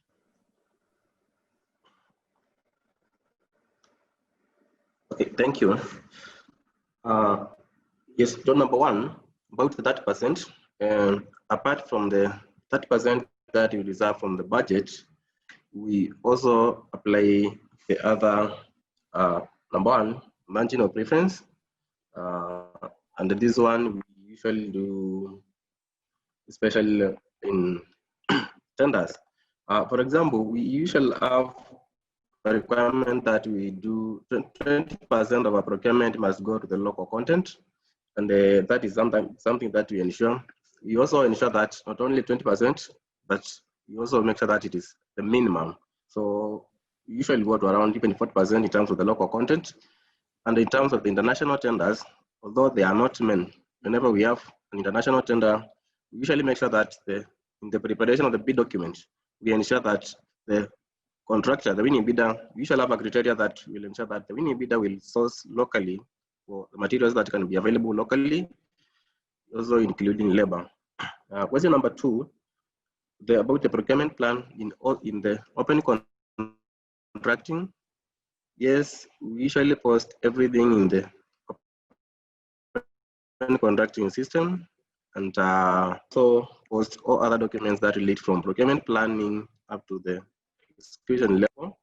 And in the county website, we usually post the procurement plans that for the county executive and also the county assembly.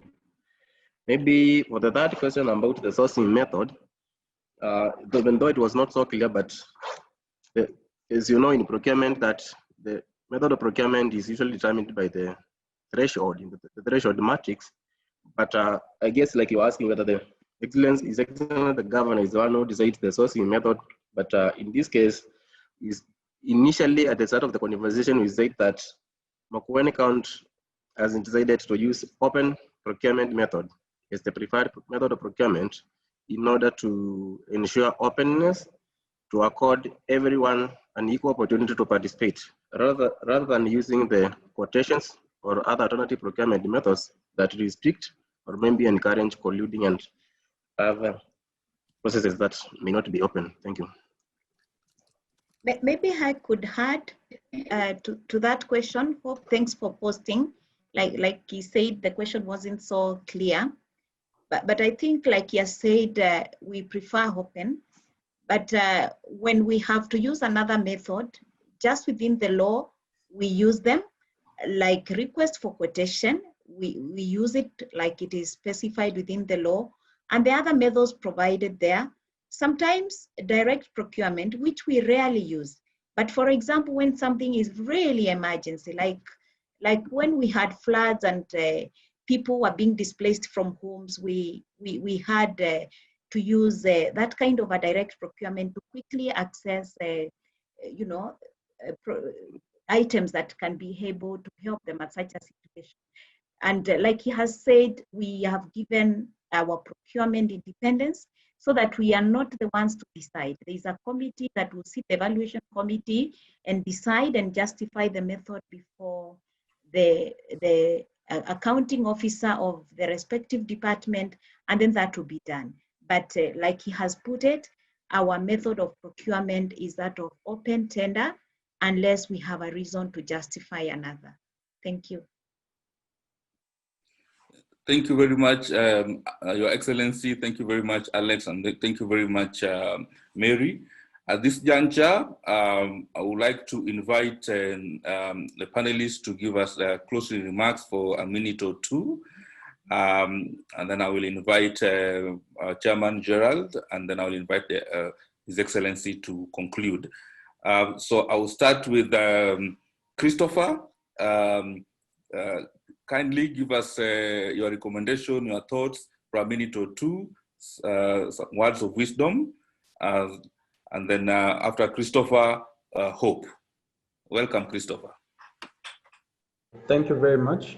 Mine is just quick thanks for House of Procurement for arranging this. There should be more conversations like this. If there's anyone technical within the audience from a computer science background, I would ask if you could research turning public procurement documents into smart contracts, playing with technologies like blockchain, to make sure that these records are immutable and irrevocable, that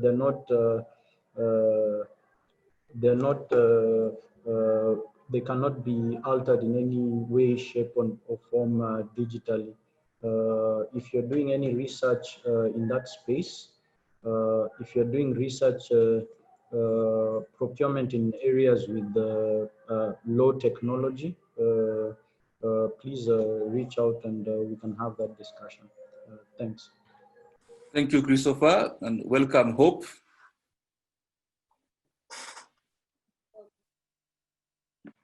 Thank you, House of Procurement. Thank you to the panelists and thank you to all the participants. My closing remarks will speak to strengthening the partnerships, broadening the partnership, and investing in the partnership. So my first comment and recommendation would be from the learnings we have had, the journey we have taken, I think it would be appropriate to invite all those who are willing and interested to join this broad partnership and work with Makueni, learn with us, and innovate with us, share best practices, because I think from your end we learn, from our end you learn, from Makueni end we learn, and from Development Gateway and also House of Procurement. So I would encourage all of us to keep this robust conversation going. I don't know if we can have a platform set somewhere on the side, a learning platform, Charlene, where the learnings can continue. If we can explore that, so that the knowledge keeps coming, the better practices, the links keep coming, and we can strengthen this partnership and ensure that the better practices continue to be entrenched and we continue to grow. I'm sure there is others who are possibly attendees who are also either working in the development sector, whether as development partners, civil society organizations.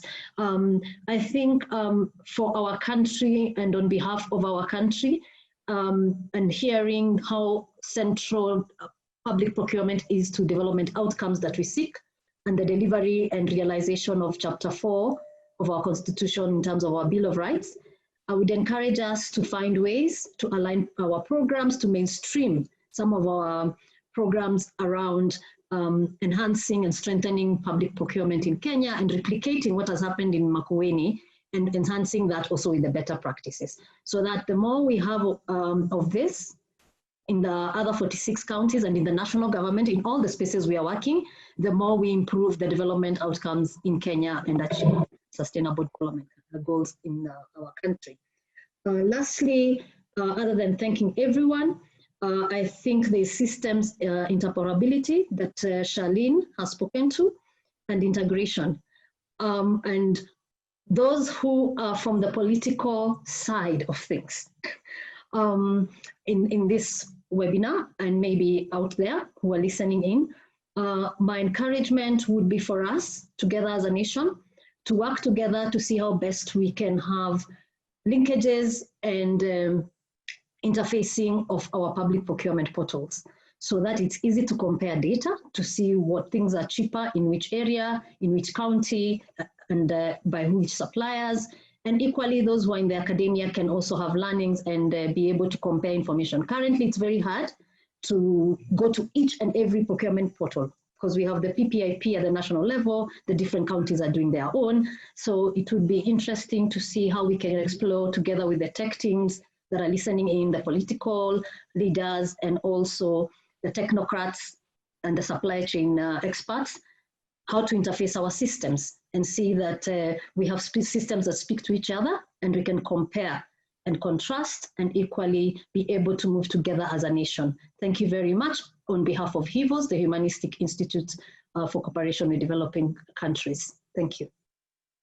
Thank you, Hope, and welcome, Charlene. I think that had quite a bit of technical, so welcome, Charlene, for your closing remarks.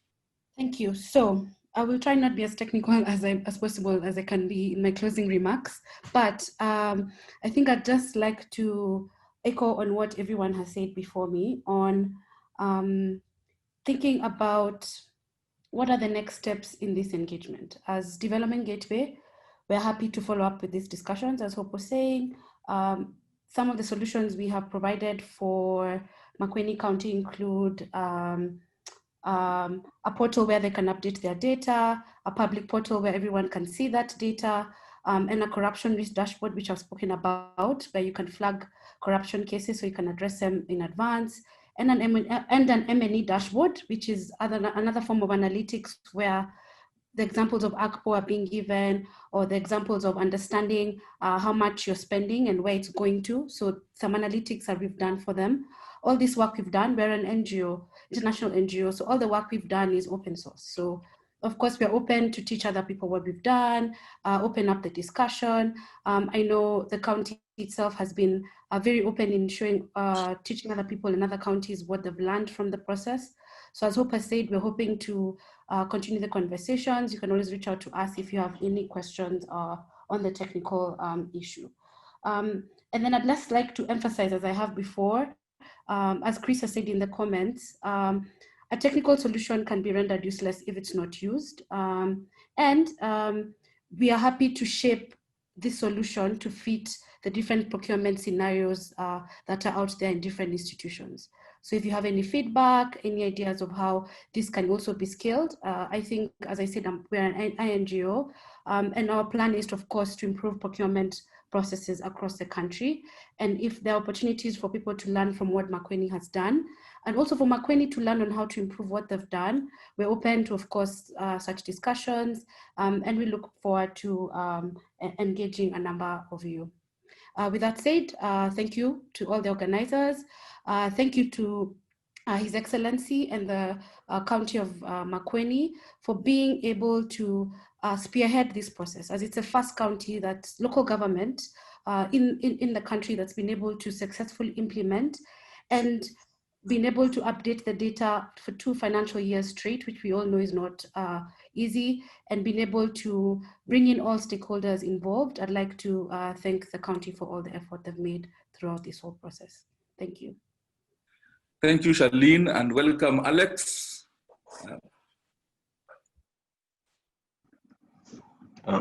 Thank you, House of Procurement, for hosting us today and all the other stakeholders.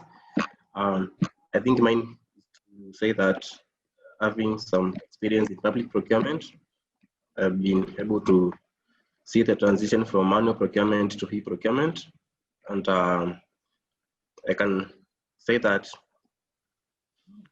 public procurement is sometimes bureaucratic, and it has a lot of decision-making points. And sometimes during those points, sometimes things might go wrong. But I have noted that the use of technology, it can really help solve most of these problems in procurement. For example, like when we were doing manual procurement, we used to have contractors come into the office to complain that I brought my documents, some papers were blacked out. I was denied this chance and I could have won the tender. But since we adopted e-procurement and open contracting, whenever we have a complaint from a contractor, we usually take them to the system. We will open the system for them, and for sure they're able to see. For example, if we say that I had attached a document and it is not there in the system, if it is not there, it is not there. If it was there, it is there. So we're able to solve like 90% of our procurement problems. And nowadays, we do not have people coming to the offices to come.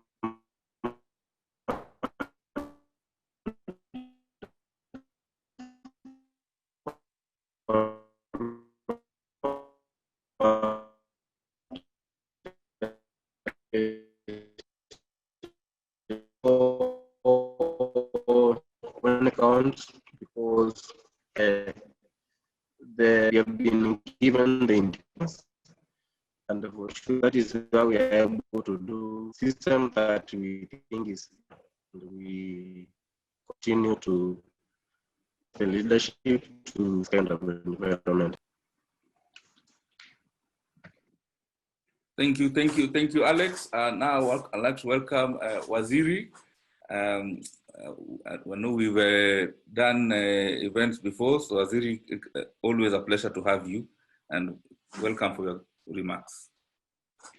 Thank you. I think I'll be repeating, but I must thank you, House of Procurement, for this program, because as we interact, even as you ask us questions, you're building us up to go think more.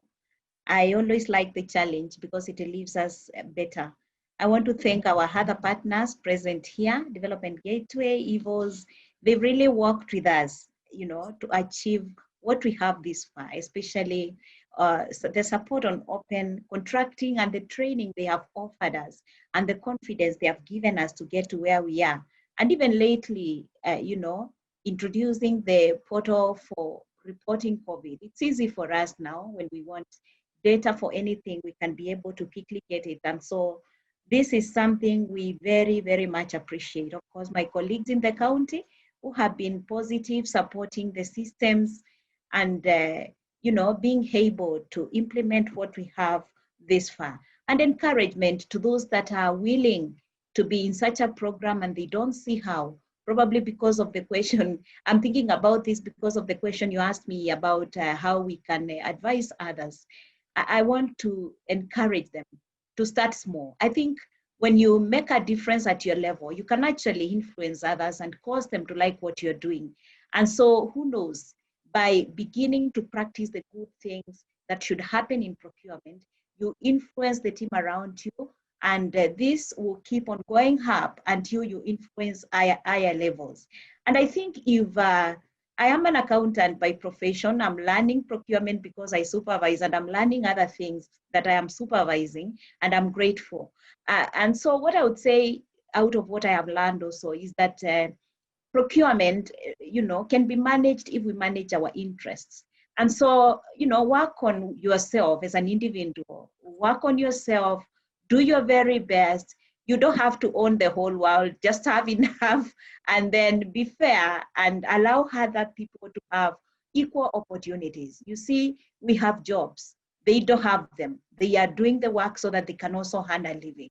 So if the world becomes a fair community starting with me, then we can influence even in the hardest situation, in the hardest environment, things can be able to change. So my encouragement to everybody who wishes to start this, maybe they can start small at their level, even with talking, and who knows where we can go. And then the other challenge, of course, to all of us, and my governor is here as I say this, but I'm proud of him. I mean, we are the people who elect leaders. Who are we putting in place, to oversee the things we do? Can we professionals elect right? And so we get good management. Thank you. Thank you very much, and thank you for having us. Thank you very much. Normally, she's the one who invites me, but because of time, I'm going to invite Rose to say her last remarks for a minute or less, and then Gerald, Honorable Gerald Gidinji, will say a quick remarks, and then we'll invite the governor to close the webinar for us with his last remarks. Rose, karibu. Thank you very much, Ben, Your Excellency. Thank you for attending our webinar. I believe this is our almost 15th webinar since COVID started. So you have graced it very, very well. Asante sana. They say that you can't buy trust, you only earn it. So mine is to thank you for living the values and creating the trust, both at county level, but I'm sure at national level as well. And on the political front, I wish you the very best in the 2022 bid. We look forward to listening to your campaign and engaging with it further. So asante sana. Thank you very much. Thank you, Rose, and karibu, Gerald. Thank you very much, Your Excellency. This has been a very captivating webinar. I had an earlier webinar from midday to just before this one started. So I've been sitting down for a very long time. The previous one was on illegal financial flows, illicit financial flows. And we are addressing some of the issues that people who run away with procurement money, how they can be got. So that was the first webinar. But on this one, there's a lot that has come up that is very positive. And really, what I would like is to see how can we share these good practices, first of all with other counties and then with the national government. But my biggest challenge comes, Your Excellency, because now you have had 2 terms in Makueni. When you leave, how do we sustain all these things that happen, all these things that you have put in place?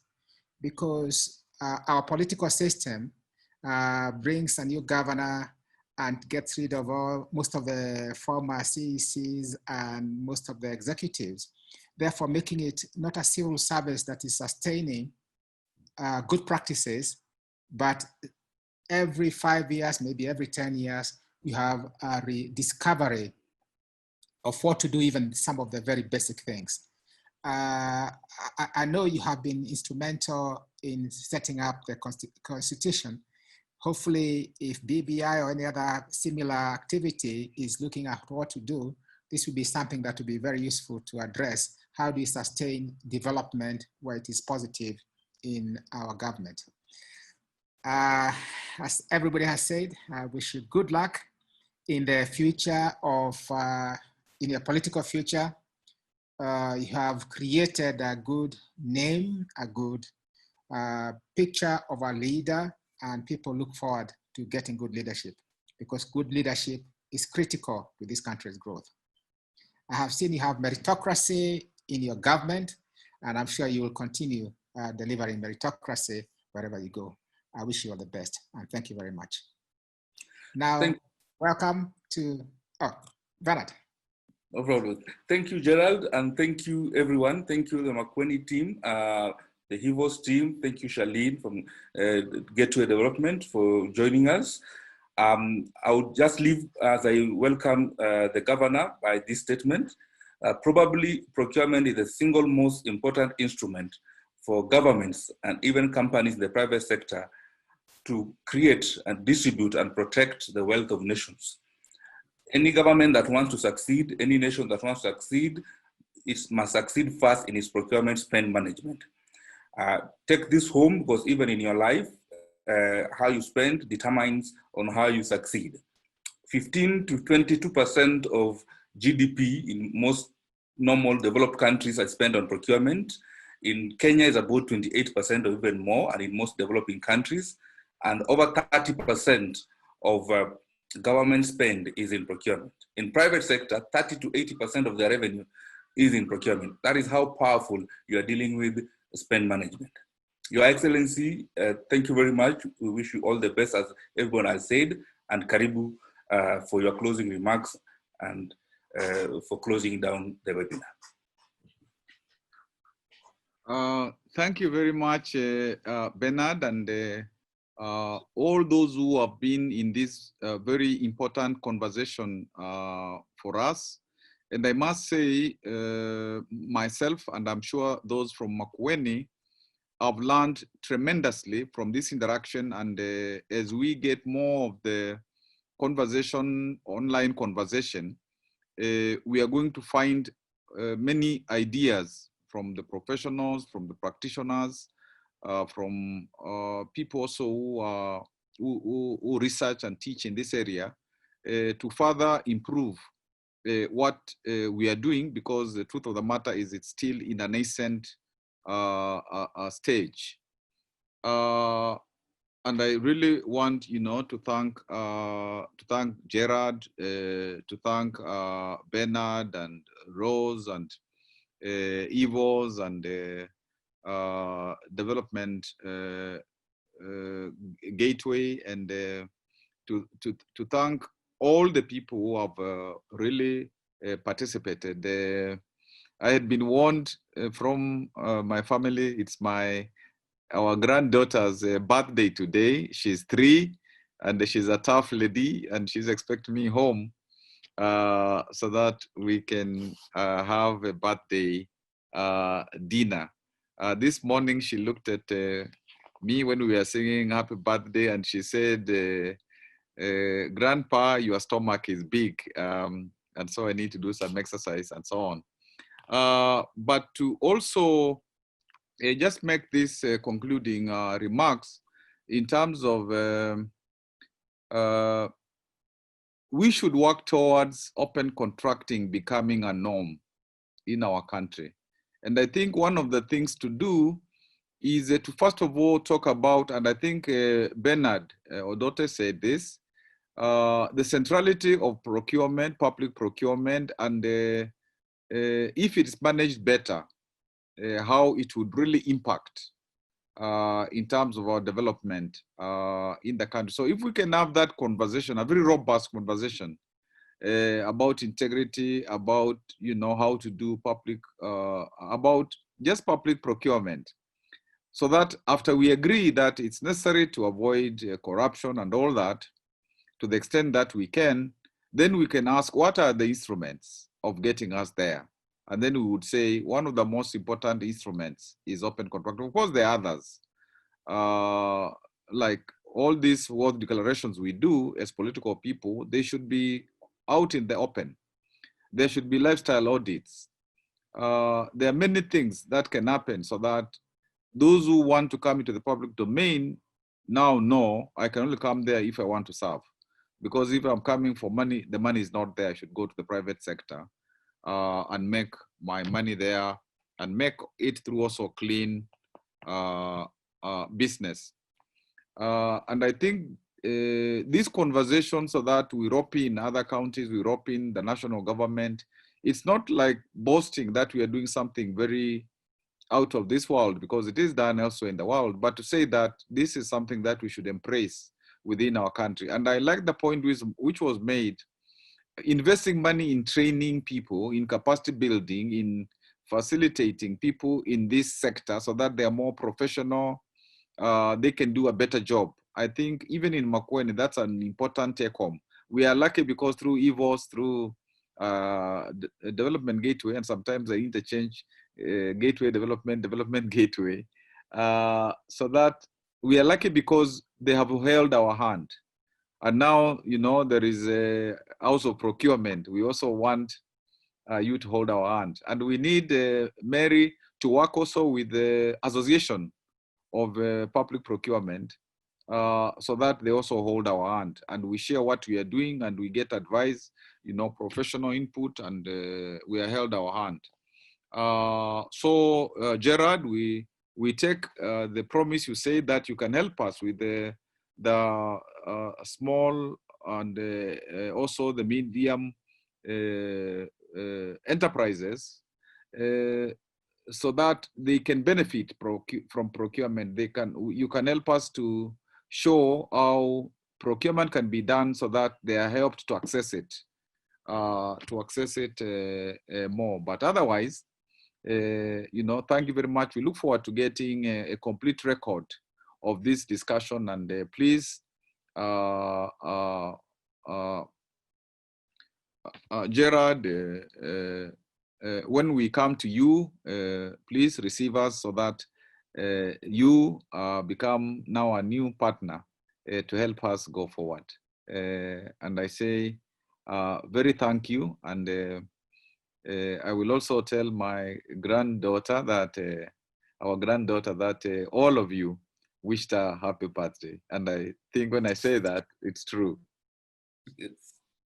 Thank you. Happy birthday to your granddaughter. Thank you.